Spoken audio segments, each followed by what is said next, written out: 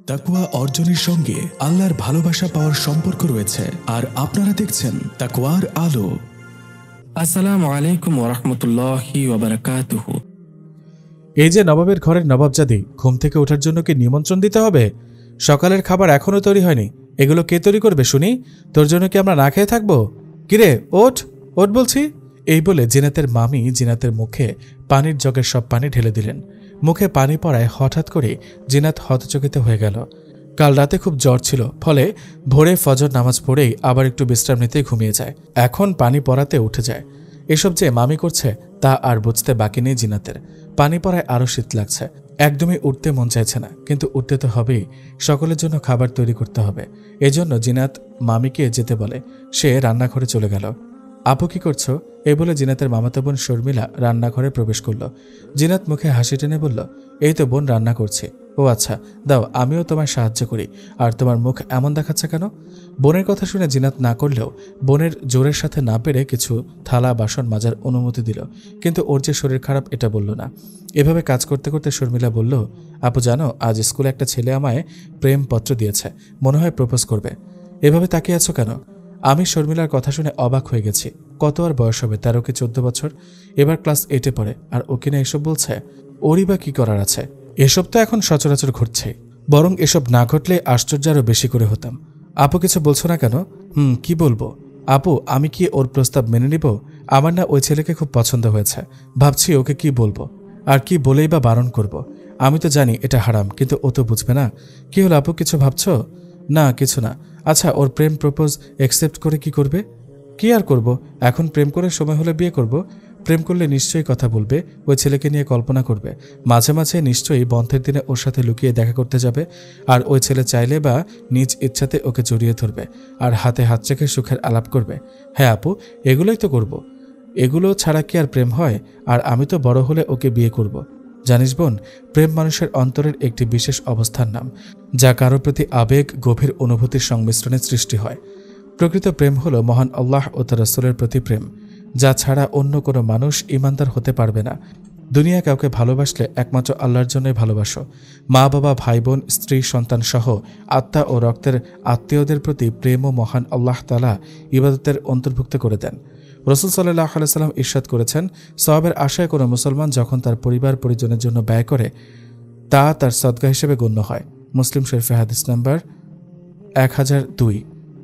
কিন্তু বর্তমানে প্রেম বলতে যা প্রচলিত হয়ে গেছে তা নিছক একটি অবৈধ সম্পর্ক, যে সম্পর্ক মানুষকে পাপের অতল সমুদ্রে ডুবিয়ে দেয়। এ এক মরীচিকা, যা তাকে আল্লাহর রহমত থেকে অনেক দূরে নিয়ে যায়। এই মোহ তাকে দিন দিন আল্লাহর স্মরণ থেকে বিরত করে শয়তানের পুজোয় ব্যস্ত করে দেয়। ইতালির পিজাতে একটি গবেষণায় দেখা গেছে, প্রথম প্রেম সত্যিই ব্যক্তির ভাবনার পরিবর্তন ঘটায়। পিজা বিশ্ববিদ্যালয়ের মনোরোগ বিশেষজ্ঞ ডোনাটেলা মারাজ্জিতি 20 জন সদ্য প্রেমে পড়া যুগলের ওপর একটি গবেষণা চালান। এই গবেষণায় তিনি যাদের সম্পর্কের বয়স 6 মাসেরও কম তাদের আহ্বান জানান। গবেষণায় তিনি দেখতে চেয়েছেন যে সারাক্ষণ ভালোবাসার মানুষটির কথা ভাবার ফলে মস্তিষ্কের কর্মক্ষমতা কেমন হতে পারে। গবেষণায় মরাজ্জিতি ছেলে মেয়েদের রক্ত পরীক্ষা করে দেখেছেন, সদ্য প্রেমে পড়া তরুণ তরুণীদেরও নেশাগ্রস্ত ব্যক্তির রক্তের সেরোটোনিনের পরিমাণ একই মাত্রায় রয়েছে। পবিত্র কোরআনে ইরশাদ হয়েছে, হে মুমিনগণ, তোমাদের ধন সম্পদ ও সন্তান সন্ততি যেন তোমাদের আল্লাহর স্মরণ থেকে উদাসীন না করে, আর যারা এরূপ করে তারাই তো ক্ষতিগ্রস্ত। সূরা মুনাফিকুন আয়াত 9। উক্ত আয়াতে যাদের ভালোবাসা জায়েজ ও ইবাদত, তাদের ব্যাপারে বলা হচ্ছে যে তারা যেন তোমাদের আল্লাহর স্মরণ থেকে উদাসীন না করে। তাহলে যে সম্পর্কগুলো মহান আল্লাহ হারাম করেছেন, সেই সম্পর্ক যদি কাউকে আল্লাহর জিকির থেকে গাফেল করে দেয়, তবে তা প্রেম কতটা জঘন্য হবে। আল্লাহ হেফাজত করুন। সাইকোলজিস্ট রবার্ট স্টেনবার্গ ভালোবাসাকে 3টি উপাদানের মধ্যে ভাগ করেছেন। সেই উপাদানটিকে একটি ত্রিভুজের মাধ্যমে প্রতিস্থাপন করেছিলেন। সেই 3টি উপাদানের মধ্যে অন্যতম হল আবেগ, যৌন অথবা রোমান্টিক আকর্ষণ, যা মানুষকে ব্যভিচারের দিকে ঠেলে দিতে পারে। পবিত্র কোরআনে ইরশাদ হয়েছে, তোমরা ব্যভিচারের কাছেও যেও না, নিশ্চয়ই তা অশ্লীল কাজ ও মন্দ পথ। সূরা ইসরা আয়াত 32। তাই কাউকে বিয়ে করার উদ্দেশ্যেও তার সঙ্গে বিবাহপূর্ব প্রেমের নামে যে অবৈধ সম্পর্ক রয়েছে তা করার কোনো অবকাশ নেই। প্রশ্ন জাগতে পারে, অনেকের ক্ষেত্রে তা হয়তো শারীরিক সম্পর্কে নাও গড়াতে পারে, সেক্ষেত্রেও কি তা হারাম হবে? তার উত্তর খোঁজার জন্য এই হাদিসগুলোতে চোখ বুলানো যেতে পারে। হযরত আবু হুরায়রা রাদিয়াল্লাহু তাআলা আনহু থেকে বর্ণিত, তিনি বলেন, রাসূলুল্লাহ সাল্লাল্লাহু আলাইহি ওয়াসাল্লাম বলেছেন, চোখের ব্যভিচার হলো বেগানা নারীকে দেখা, জিভের ব্যভিচার হলো তার সঙ্গে কথা বলা, যৌন উদ্দীপ্ত কথা বলা। বুখারী শরীফে হাদিস নাম্বার 6243। অন্য হাদিসে ইরশাদ হয়েছে, দুই চোখের ব্যভিচার হলো বেগানা নারীর দিকে তাকানো, কানের ব্যভিচার যৌন উদ্দীপ্ত কথা শোনা, মুখের ব্যভিচার আবেগ উদ্দীপ্ত কথা বলা, হাতের ব্যভিচার বেগানা নারীকে খারাপ উদ্দেশ্যে স্পর্শ করা, আর পায়ের জিনা ব্যভিচারের উদ্দেশ্যে অগ্রসর হওয়া, এবং মনের ব্যভিচার হলো চাওয়া ও প্রত্যাশা করা। মিশকাত শরীফে হাদিস নাম্বার 86। মানুষ যখন প্রেমে পড়ে তখন সে তার মনের মানুষকে না দেখে থাকতে পারে না। সে দূরে থাকলেও কমপক্ষে তার ছবি দেখে অথবা তার সঙ্গে ফোনে কথা বলে, কমপক্ষে তাকে নিয়ে স্বপ্নের বাসরে হারিয়ে যায়, যার প্রতিটি স্তরকেই উল্লেখিত হাদিসগুলোতে হারাম বলা হয়েছে। কারো প্রতি সত্যি দুর্বলতা চলে এলে পারিবারিকভাবে তাকে বিয়ে করে নেওয়া উচিত। বিয়ে করার দৃঢ় সংকল্প থাকলেও কোনো বেগানা নারীর সঙ্গে সম্পর্ক স্থাপন করা হারাম। আর বেশিরভাগ প্রেমের শেষ পরিণতি হয় বিচ্ছেদ, ধোঁকা। এটি শয়তানের মরিচিকা। আমি কি বললাম বুঝতে পারলে? রাগ করিস নে বোন, আপু তোমার ভালোর জন্যই বলি। তুমি এখন ছোট, তাই তোমার কাছে এখন এসব ভালো মনে হবে, সকল কিছুই খুব আনন্দদায়ক লাগবে। না না আপু, আমি সব বুঝতে পারছি। এই বলে শর্মিলা চলে গেল। জানি না ও কি বুঝলো বা আমি বুঝাতে পারলাম কিনা কিছু। আল্লাহ তুমি আমার বোনটাকে হেদায়েত দান করো, আমিন। মামা আমায় ওনার ঘরে যেতে বলেছে, তাই মামাকে গিয়ে জিজ্ঞেস করলাম, আসসালামু আলাইকুম মামা, আমায় কেন ডেকেছ? ওয়ালাইকুম আসসালাম। তুই তো আমার কাছে কিছুদিন আগে বোরকার জন্য বায়না করেছিলি, কিন্তু সামর্থ্য থাকার পরও তোর মামির জন্য তোকে বোরকা কিনে দিতে পারিনি। মামা মামি আমায় একটা বোরকা দিয়েছিল ওনার, সেটা দিয়েই আমার হয়ে যাবে। দীর্ঘশ্বাস ছেড়ে বললেন, দিয়েছিল, কিন্তু আদৌ সেটা পরার যোগ্য কিনা তা জানি না, কিন্তু তুই ঠিকই জোড়াতালি দিয়ে পড়ছিস। মামা এসব কথা রাখো, আর আমার এটাতেই হবে। আচ্ছা যাই হোক, তোর মামি তো তোকে এইচএসসি পরীক্ষাও দিতে দেবে না, কারণ তোর পড়াশোনা তো তোর মামি এসএসসির পরই বন্ধ করে দিল। যাই হোক, তোর বড় চাচার মেয়ের বিয়ে, তাই তোকে সেখানে যেতে হবে। সত্যি? মামা কবে বিয়ে আর আমি কবে যাব? এই তো আর 7 দিন পরে, আর আজ বিকেলেই আমি তোকে দিয়ে আসবো। আর শোন, এটা নিয়ে যা। 2টা প্যাকেট হাতে দিয়ে বলল, এটা ব্যাগে ভরে নিস, আর এটা তোর খুলে দেখিস। তোর মামি আসার আগেই এগুলো ব্যাগে গুছিয়ে রাখ। প্যাকেটগুলো নিয়ে, মামা মামি কি রাজি হবে আমায় যেতে দেওয়ার জন্য? আমি রাজি করাবো। আমার ঘরে গিয়ে সব গুছিয়ে নিলাম, মনে ভয় হচ্ছে, না জানি মামি মানে কিনা। এ সময় মামি আমার ঘরে এসে বলল, এই মুখপুরি, তোকে আমি কি কাজ দিয়েছিলাম আর তুই কি করছিস সেখানে? একটা শাড়ি হাতে নিয়ে বলল, মামি আমি তো ঠিক করেই শাড়ি ধুয়েছি, তাহলে আমি কি মিথ্যা বলছি? না মামি, আমি তা বলিনি। দিন, আমি কাপড়টা আবার ধুয়ে দিই। তোর আর ধুতে হবে না, কিন্তু আমার একটা কথা শুনলে তুই আর শাস্তি পাবি না। আমার কাজে কোনো ভুল হবে না বলে ওনার মনের মতো না হলে আমায় বিভিন্ন শাস্তি দেন, তাই ভয়ে রাজি হয়ে গেলাম। জি মামি, শুনবো বলুন। শোন, আমার এই শাড়ির দাম 10,000 টাকা, আর তুই এটা নষ্ট করেছিস, আমার শখের শাড়ি। তোর মামা তো জীবনে আমায় এত টাকায় শাড়ি কিনে দেবে না। আমি অনেক কিছু করে টাকা জোগাড় করে এটা কিনেছিলাম, তাই এত সহজে ছেড়ে দেব না। তোকে যে লোকের সাথে বিয়ে দিতে চাচ্ছি তার সাথে বিয়ে করতে হবে, এবং তোর মামাকে বোঝাতে হবে যে তুই এই বিয়েতে রাজি। আর এমনিতেও রাজি না হলে কিভাবে রাজি করাতে হয় তা আমার জানা আছে। মামি আমায় এক মাতাল লোকের কাছে বিয়ে দিতে চায়। লোকটা নাকি মামিদের এলাকার চেয়ারম্যানের ছেলে। লোকটার আরেকটা বউ আছে, এতে আমার সমস্যা ছিল না। সমস্যা হলো লোকটা মাতাল, আর মাতাল লোক তো ধর্ম মানে না। মামিকে নাকি লোকটা 1 লক্ষ টাকা দিবে যদি আমার সাথে বিয়ে দেয়। কি করবো বুঝতে পারছি না। এখন না করলে প্রচুর মার খেতে হবে। এমনিতে 3 দিন আগের মারের কারণে জ্বরে আক্রান্ত, এখন মার খেলে তো আরও অসুস্থ হয়ে পড়ব। এসব ভাবনার মাঝে মামি বলল, কিরে কথা বলছিস না কেন? কি বলবো, আমি চাইলেও বিয়ে হবে, না চাইলেও হবে, আপনার যা ভালো মনে হয়। তুই তোর মামাকে হ্যাঁ বলিস, তাহলেই হবে। তুই নাকি তোর বড় চাচার মেয়ের বিয়েতে যাবি? জি মামি। ও আচ্ছা, যা, সমস্যা নেই, কিন্তু ওনাদের সাথে বেশি মেলামেশা করবি না। যাবি, 6-7 দিন থাকবি আর চলে আসবি। তোর চাচারা কোনো ছেলে তোর জন্য পছন্দ করলে সোজা সাপটা না করে দিবি। আমার তো মনে হয় এটা তাদের একটা চাল, তোকে ওখানে নিয়ে বিয়ে দেওয়া। গতবারের বিয়েটা ভাঙতে আমার বহু ঝামেলা পোহাতে হয়েছিল। আমি যেটা বললাম মনে রাখবি। জি মামি। জিনাত, মা তুই তৈরি তো? জি মামা। আপু এটা নিয়ে যাও। শর্মিলা একটা ছোট বক্স দিয়ে কথাটা বলল। কি আছে এতে? গাড়িতে গিয়ে দেখিস। এখন চল তো মা। আচ্ছা আসি। আচ্ছা তুমি ভালোভাবে যাও। শোন মা, প্যাকেটটাতে একটা মোবাইল আছে। শর্মিলাকে টাকা দিয়েছিলাম তোর জন্য আনতে। ওর নাকি কোন বান্ধবীর বাবার মোবাইলের দোকান আছে, তাই ওকে দিয়ে আনাই। এটা তুই লুকিয়ে চালাস। ওখান থেকে ফিরে আসার পর তোর মামির থেকে লুকিয়ে রাখিস। আমার খুব ভয় হয় কখন তোর মামি আবার আমার অনুপস্থিতিতে তোর বিয়ে দিয়ে দেয় ওই মাতালের সাথে। আল্লাহ তাআলা চাইলে কিছুদিনের মধ্যে একটা ভালো ছেলে দেখে তোর বিয়ে দিয়ে দিব, তখন আর আমার চিন্তা থাকবে না। মামা এত চিন্তা করো না, আল্লাহ ভরসা, সকল কিছু ঠিক হবে। শোন, সাবধানে থাকিস। তোর বড় চাচার ছেলে আদিল তোকে স্টেশন থেকে নিয়ে যাবে। মোবাইলে তোর আদিল ভাইয়ের নাম্বার সেভ করে দিয়েছে, সমস্যা হলে কল দিবি, আর আমার নাম্বারও সেভ করা আছে। আচ্ছা তুমি সাবধানে যাও। আমি আল্লাহ রহমতে সাবধানে যাব। বাসে বসে আছি, ভাগ্য ভালো আমার পাশের সিটে একজন মহিলা বসা। এখন গাড়ি চলতে শুরু করবে। জানলা পাশে বসে বাইরের দৃশ্য দেখছি আর নিজের জীবনের অতীত মনে করছি। জন্মের সময় মা মারা যায়, তারপর মানুষ হয়ে বাবা চাচাদের কাছে। বাবা বিয়ে করেনি, আমার কষ্ট হবে ভেবে, কিন্তু সুখ আমার কপালে নেই। তাই তো অষ্টম শ্রেণীতে ওঠার পরই বাবা হঠাৎ স্ট্রোক করে মারা যায়। ভাগ্য আমায় নিয়ে আসে মামার বাড়িতে। আমার চাচারা আমায় রাখতে চেয়েছিলেন, কিন্তু তারা ভাবলেন মামার বাড়িতে আরও ভালো থাকবে, কেননা চাচিরা বেশি পছন্দ করতো না আমায়। মামার বাড়ি আসার পর প্রথম কয়েকদিন আমার ভালোই কেটেছিল। পরে শুরু হয় মামির অত্যাচার।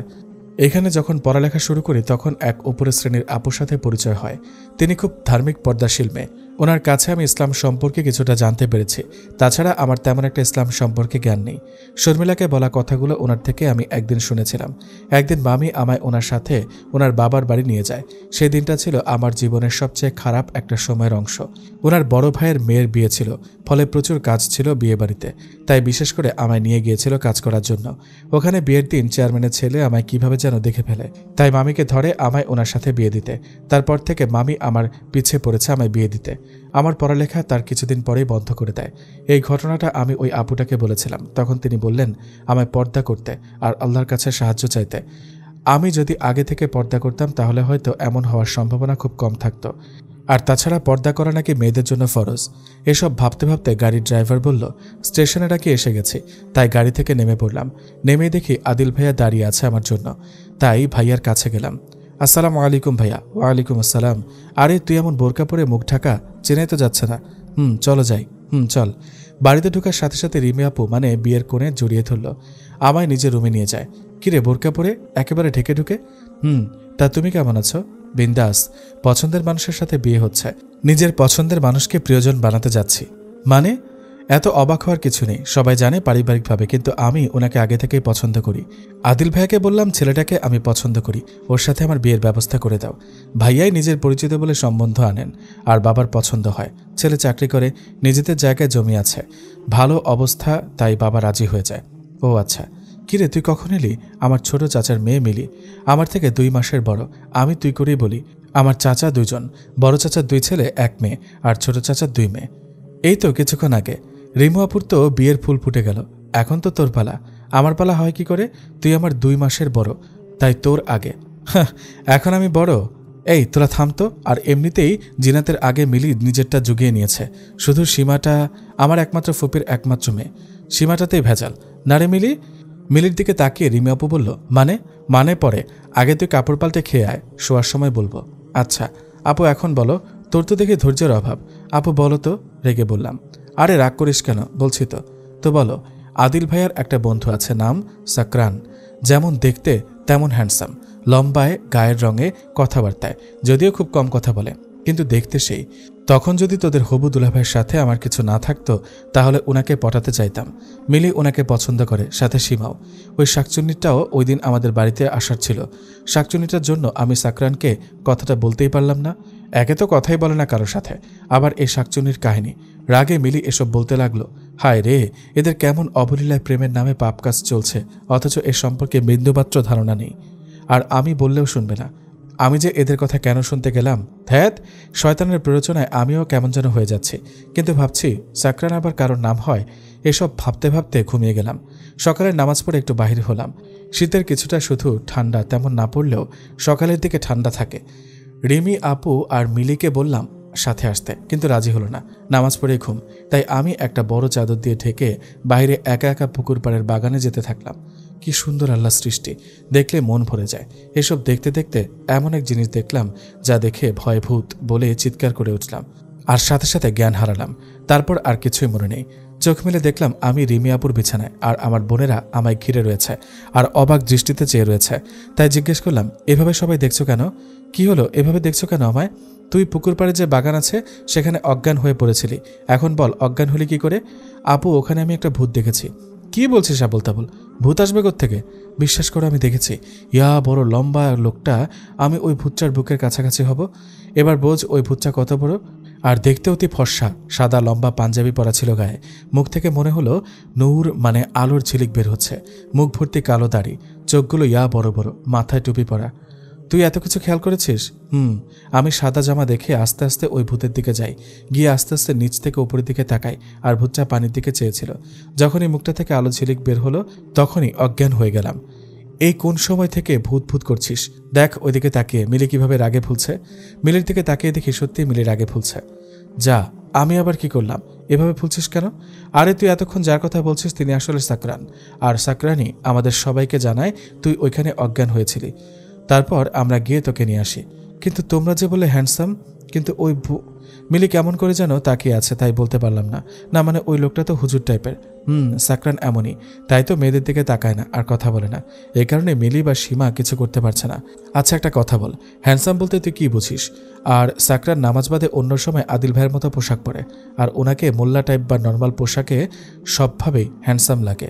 হ্যান্ডসাম বলেছ তাই বুঝেছিলাম অন্যরকম হবে, মানে আদিল ভাইয়ের মতো। আচ্ছা আপু, তুমি লোকটাকে নাম ধরে সম্বোধন করো কেন?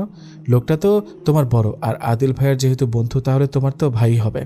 কি করব বল, মিলি নয়তো সীমার সাথে তো বিয়ে হবে, তখন তো আমি সম্পর্কে বড় হব, তাই অভ্যাস করছি। দেখিস এটাই ভাগ্যে থাকবে। আপু কিছু মনে করো না, একটা কথা বলি। আল্লাহ তাআলা কোরআনে ইরশাদ করেছেন, আমি তোমাদেরকে জোড়া জোড়া সৃষ্টি করেছি, সূরা নাবা আয়াত ৮। সুতরাং বোঝা গেল জীবনসঙ্গী কে হবে তা আল্লাহ তাআলা জানেন, কিন্তু বান্দা জানে না। তাই বান্দা সর্বোচ্চ চেষ্টা করবে ভালো পাত্রী বা পাত্র দেখে বিবাহ করতে। এটি তাকদীরের বিষয়। এই বিষয়ে আলোচনা করতে রাসূল সাল্লাল্লাহু আলাইহি ওয়াসাল্লাম নিষেধ করেছেন।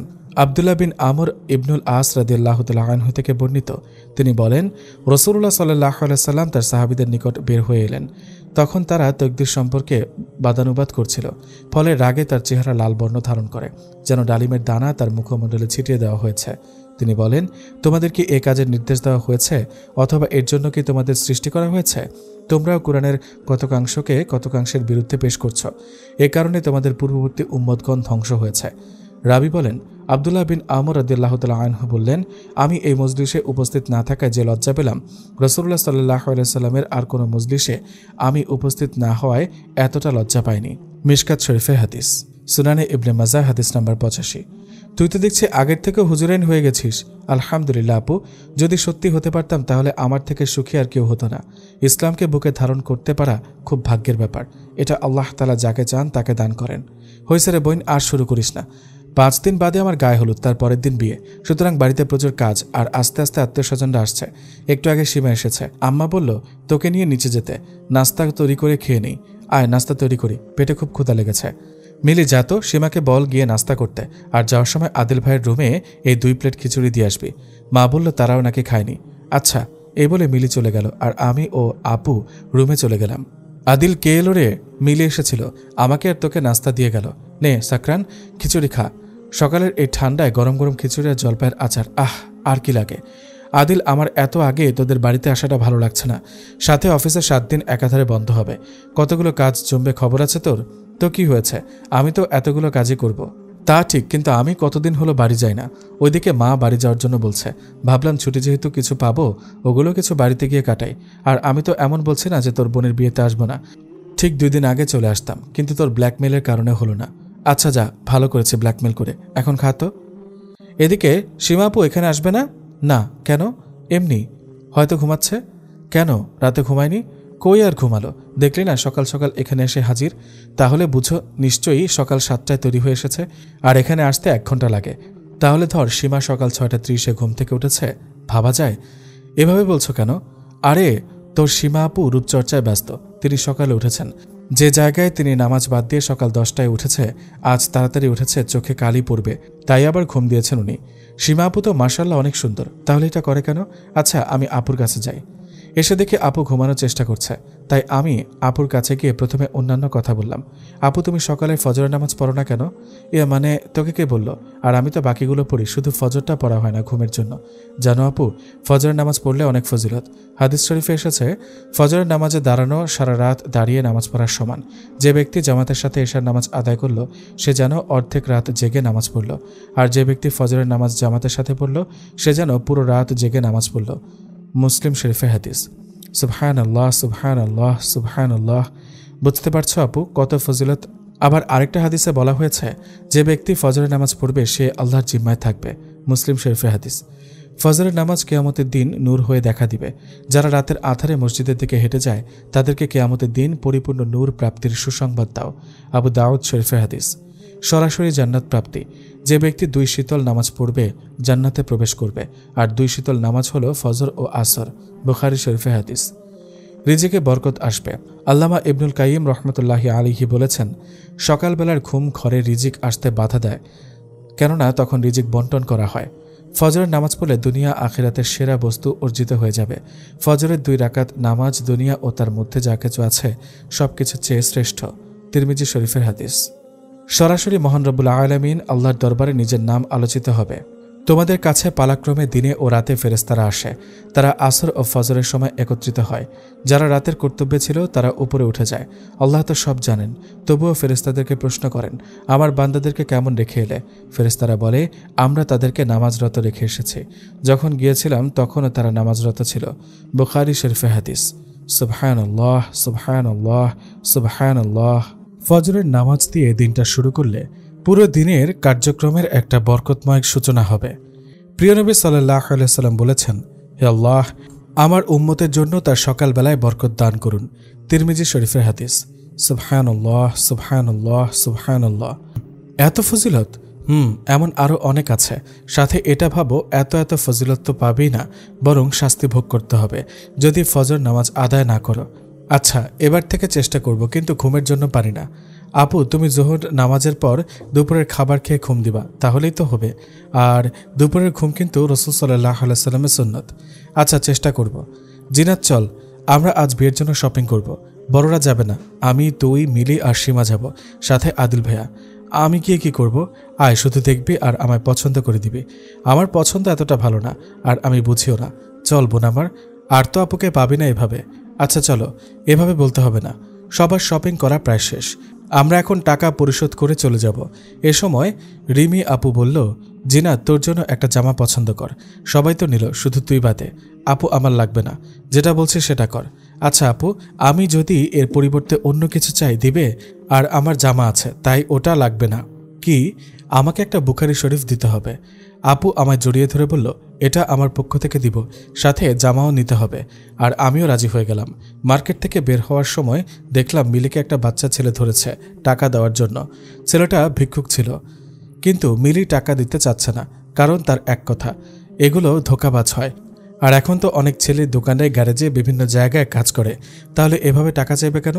ছেলেটা মিলির পিছুই ছাড়ছিল না। শেষে আমি টাকা দিলাম। জিনাত, তুই এখনই টাকাটা ছেলেটার থেকে নে, এগুলো ধোঁকাবাজ হয়। হ্যাঁ, আমি বমি খেতে পারবো না। তোকে আমি কখন বমি খেতে বললাম? বমি খেতে বলেছিস, কেননা হাদিসে আছে, যে ব্যক্তি কিছু দান করে তা ফেরত নেয়, তা নিজ বমি ভক্ষণকারীর সমতুল্য। সুনানে ইবনে মাজাহ 2385। আমি তো এটা জানতাম না। দান করা ভালো, আর আমরা তো জানি না ছেলেটা ধোঁকাবাজ কিনা। শুধু ছেলেটা আল্লাহর নাম নিয়ে চাইলো, তাই দিলাম। এবার ছেলেটা কি আমার দেখার বিষয় নয়। দানের বহু ফজিলত, যতটুকু পারিস দান করবি। মার্কেট শেষে বাড়ি ফিরলাম, আর আপু আমার কথা মতো বুখারী শরীফ এবং জামা দিয়েছে। বাড়িতে আসার পর 2 দিন কেটে যায়। আজ রাতে হলুদ। আপু, তোমার হলুদে ছেলেটা কেন থাকবে? এমা, এটা কেমন কথা? একবার আপুটা, স্কুলের ওই আপুটার কাছে শুনেছিলাম হলুদ করা যায়, তবে অনুষ্ঠানের মাধ্যমে না। আর মেয়েদের হলুদে শুধু মেয়েরা, আর ছেলেদের হলুদে শুধু ছেলেরা। এটা আবার কেমন কথা? আমার আত্মীয় স্বজনরা, বন্ধুবান্ধব মজা করবে না? আমি কিছু বললাম না, কারণ এটা অন্তত মানবে না। এটা যে এই সমাজের পুরনো প্রথা। বিয়ের অনুষ্ঠান, গান বাজনা, গায়ে হলুদ, আর কত কি। আচ্ছা, এসব বাদ দাও। আমি কিন্তু বাইরে উঠানে অনুষ্ঠানের সময় যাব না। এটা কোনো কথা হলো? তুই কি আমায় হলুদ, মেহেদি এসব দিয়ে দিবি না? হলুদ দেওয়ার পর তুই আমায় মেহেদি দিবি, এটাই শেষ কথা। আচ্ছা, দিয়ে দেবো না, তবে আমি উঠানে যাব না। তুমি হলুদের অনুষ্ঠানের পর ঘরে আসলে মেহেদি লাগিয়ে দিব। তবুও আমায় বাইরে যেতে বলবে না, আমার এসব ভালো লাগে না। বাইরে হলুদের অনুষ্ঠান হচ্ছে, আমি ঘরে বসে আছি, এমন সময় কিছু পড়ার আওয়াজ হলো, কিন্তু আমি গেলাম না। সীমাপুর নম্বর নিয়েছিলাম, সীমাপুকে কল করলাম আসার জন্য। কিরে, আসতে বললি কেন? আপু, মনে হলো ওই রুম থেকে কিছু পড়ার আওয়াজ আসছে, মনে হয় জিন আছে, কারণ কেউ তো এমন করে নাই, সবাই তো বাহিরে। 2 বার আওয়াজ পেয়েছি। জিন ভূতে ভয় বেশি, সব কিছুতে জিন ভূত খুঁজি। এটা সত্যি, এখানে থাক বা না থাক। কারণ ছোটবেলায় ঘর থেকে বের হলে বাবা বলতো বাহিরে ভূত আছে, তার থেকে এই ভয়টা। হ্যাঁ, তোকে বলেছে এখানে ভূত আছে। এতই যখন ভয়, তখন আমাদের সাথে অনুষ্ঠানে যোগ দিয়েছিস। আপু এত কথা বলো না, দেখো না। আচ্ছা তুই থাক, আমি দেখে আসি। একটু পর আপু এসে বলল, ওই ঘরে আদিল ভাইয়ার বন্ধু, আর তিনি অসুস্থ, মনে হয় জ্বর, তাই খেতে গিয়ে আওয়াজ হয়েছে। গিয়ে দেখলাম গ্লাসটা ভাঙা। এত জ্বর, কিন্তু বেটার দিমাগ কত, আমায় রুমে থাকতে দিল না। আপু তুমি ভাইয়াকে বলো ওনাকে দেখে রাখতে, এখনও তো ওনার সেবার প্রয়োজন। বলছি। ভাইয়া কল দেওয়ার সাথে সাথে আসলো। কিরে সীমা, কি হয়েছে? তোমার বন্ধুর মনে হয় জ্বর। জানি, আসলে সকালে পুকুরে জাল ফেলে অনেকক্ষণ মাছ ধরেছিলাম, আর ও তো অনেকদিন হলো শহরে থাকছে, তাই ভেজার কারণে জ্বর বাঁধিয়ে বসেছে। যাও, জ্বর মনে হয় বেশি, গিয়ে কি লাগবে দেখো। ভাইয়া তোমার বন্ধুর অনেক দিমাগ, বুঝলা, ও তো এমনই। আচ্ছা যাই ওর কাছে। ভাইয়া যেতে আপু বলা শুরু করলো, এই লোকটার এত কিসের দিমাগ আল্লাহ জানে, যে আমি ছেলেদের পাত্তাই দিই না, সেই আমাকে এই ছেলেটা পাত্তা দেয় না। হ্যাঁ, একটু বেশি সুন্দর, তাই এত দিমাগ। আমি এই ছেলের কাছে গিয়েছি শুধু নিজে পছন্দের কথা বলতে, ভালো করে তো শুনলেই না, একটু শুনে সোজা না করে দিল। আচ্ছা আমি কি দেখতে খারাপ? আমার দিকে তাকাই না। কিরে বলিস না কেন? না আপু, তুমি দেখতে মাশাআল্লাহ অনেক সুন্দর, আর তুমি ওনার নামে আমার কাছে গীবত করছো কেন? এতে আমাদের দুজনেরই পাপ হবে। দেখ, তোর সাথে কথা বলা বেকার, বলেই বেরিয়ে গেল। 3 দিন পর আজ আমি বউ সেজে বসে আছি। হলুদের পরের দিন রিমি আপুর বিয়ে হয়ে যায়। সেদিন বিকেলে মামা আমায় বাড়ি নিয়ে আসে। গতকাল মামি মামাকে বুদ্ধি করে একটা অন্য কাজে পাঠায়। তখন না বুঝলেও এখন বুঝতে পারছি এগুলো মামি ইচ্ছে করেই করছেন, যাতে আমায় ওই মদখোর লোকের কাছে বিয়ে দিতে পারেন। আমি অনেক অনুরোধ করেছি, কিন্তু কোনো লাভ হয়নি, বরং অনেক মার খেতে হয়েছে। কিরে শর্মি, জিনাতকে সাজানো হলো? মা, এটা আপুর সাথে করো না, বাবা জানতে পারলে তোমায় ছাড়বে না। চুপ কর বেয়াদব মেয়ে, তোর বাপ আমার কিচ্ছু করতে পারবে না, তোর কিছু করার আগে দূরে পাঠিয়ে দিয়েছি। শোন, আর কিছুক্ষণ পর বরপক্ষ আসবে, তোরা এখানে চুপ করে বসে থাক, বেশি তাড়ামি করলে খবর আছে। মামি এই বলে চলে গেল। আপু, বাবাকে বলেছি সব, বাবা আসছে, তুমি কোনো চিন্তা করো না। তুই এটা কেন করতে গেলি? তুই এটা ঠিক করিসনি। মামি সবসময় শর্মিলাকে তুই বললে আমায় বকাঝকা করে, তাই আমি শর্মিলাকে তুমি বলতাম, কিন্তু এখন কথার জোসে মনে নেই। আপু তাই বলে ওই মাতালকে বিয়ে করবে? আমার ভাগ্যে যা আছে তাই হবে, কিন্তু মামি জানতে পারলে মামাকে ছেড়ে চলে যাবে। গেলে যাবে, আমাদের এমন মহিলার দরকার নেই। এসব বলিস না বোন, উনি যেমনই হোক, উনি তোদের মা। আমিও যদি আপুর মতো চলে যেতে পারতাম কত ভালো ছিল। আপু তো এখনও বলে ওইখানে গিয়ে পড়ালেখা করি। আমার মামার 2 মেয়ে, উর্মিলা আর শর্মিলা। উর্মিলা আপু নিজের পছন্দ মতো মামার অনুমতিতে বিয়ে করে। ছেলে তেমন একটা ধনী নয়, সরকারি চাকরি করে, গ্রামে নিজেদের টিনসেট বিল্ডিং আছে। কিন্তু মামির ইচ্ছে ছিল শহরের বাড়ি গাড়ি টাকাওয়ালা ধনী লোকের সাথে বিয়ে দেওয়া, কিন্তু আপু তা করেনি। এর মধ্যে বরপক্ষ চলে এসেছে, এমন আওয়াজ শোনা যাচ্ছে। আল্লাহ আমার ভাগ্যে কি লিখেছেন জানি না, শুধু আল্লাহর উপর ভরসা রেখে এগিয়ে যাচ্ছি। মামি তাড়া দিচ্ছে, কিন্তু আমি এতগুলো বেগানা পুরুষের সামনে এই অবস্থায় যেতে চাচ্ছি না। মামি জোরাজুরি করছে। হঠাৎই শর্মিলা কোথা থেকে দৌড়ে এসে বলল, আপু, আদিল ভাই এসেছে। কি? তুই কিন্তু কোনো তেরামি করবি না জিনাত, তোর এই আদিল ভাই এসেছে বলে কোনো তেরামো করলে তোর খবর আছে। এমন সময় আদিল ভাই আমার ঘরে আসে, এসে বলে, কিরে জিনাত, কি হচ্ছে এসব? আমি কিছু বলার আগে মামি বলল, আরে আদিল কেমন আছো, তোমার পরিবারের কেমন আছে সবাই? এসব কি হচ্ছে মামি? আরে তুমি বসো। আসলে জিনাত বড় হয়েছে, তাই ওর মামা আর আমি মিলে জিনাতের বিয়ে ঠিক করেছি। ছোট থেকে তো আমরাই ওকে বড় করলাম, আর আমাদের দায়িত্ব জিনাতকে ভালো ছেলে দেখে বিয়ে দেওয়া, তাই আর কি। এর মাঝে ভাইয়া বলল, তাই আমাদের না জানিয়ে বিয়ে দেবেন? আপনারা যেমন ওর মামা মামি তাই দায়িত্ব আছে, তেমনি ওর চাচা চাচিরও দায়িত্ব আছে। আপনারা কিভাবে না জানিয়ে এসব করছেন? দেখো, রাগ করো না, আর ছেলে খুব ভালো, তারা মেয়েকে খুব তাড়াতাড়ি বিয়ে করে নিয়ে যেতে চাইছিল, তোমাদের তাই জানানোর সুযোগ হয়নি। কত ভালো তা তো জানাই আছে, মাতাল, আগের বউ আছে, আবার বলেছেন ভালো। ধরা খেয়ে মামি জিজ্ঞেস করলো, তোমায় এগুলো কে বললো? এর মাঝে বাইরে খুব শোরগোল হচ্ছে, তাই মামি আর আদিল ভাইয়া চলে গেল। দেখলেন তো আপনার ঠিক করা ছেলের নমুনা? আদিল, আমি এসব কিছু জানতাম না, আপনি সব জানতেন। হ্যাঁ বাবা, তুমি ঠিক বলেছ, ও সব জানত, আর জেনে শুনেই আমার ভাগ্নিকে এই আগুনে পুরাতে চেয়েছিল। শর্মি, দেখতো ওইখানে কিসের এত শোরগোল হচ্ছে? আচ্ছা বলে যাওয়ার একটু পর ফিরে এসে বলতে লাগলো, আপু, লোকটাকে পুলিশ এসে ধরে নিয়ে গেছে। লোকটা নাকি বউ নালিশ করেছে, বউকে নাকি খুব মারধর করে, তাই লোকটার বউ লোকটার নামে মামলা করে, সাথে দ্বিতীয় বিয়ে করেছে এটাও জানায়। আমি লোকটার থেকে মুক্তি পেয়েছি, এটা শোনার পর সাথে সাথে সেজদায় লুটিয়ে পড়লাম এবং মহান রব্বুল আলামিনের দরবারে শুকরিয়া আদায় করলাম। এমন লোকের সাথে মেয়েটার বিয়ে দিচ্ছিলে যে বউ পিটায়? আরে আমি কি জানতাম নাকি? আর পুরুষ মানুষ একটু একটু বউ না পিটালে তাকে পুরুষ বলে না। ও তাহলে তুমি বলতে চাচ্ছ আমি পুরুষ নই? আসলে আমি পুরুষ না। আমার উচিত ছিল এসব যখন তুমি আমায় বলো তখনই তোমায় ঠাটিয়ে দুই গালে দেওয়া। মামা এখন এসব বন্ধ করেন। বাইরে মানুষ নানা কথা বলছে, ছেলেকে পুলিশে নিয়ে গেছে, এটাও বলাবলি হচ্ছে, সাথে জিনাতকে নিয়েও নানা ধরনের কথাবার্তা শুরু হয়েছে। আচ্ছা চলো বাইরটা সামাল দিই। এই প্রতিবেশীদের নিয়ে আর পারা গেল না। আপনারা সবাই একটু দয়া করে চুপ করুন।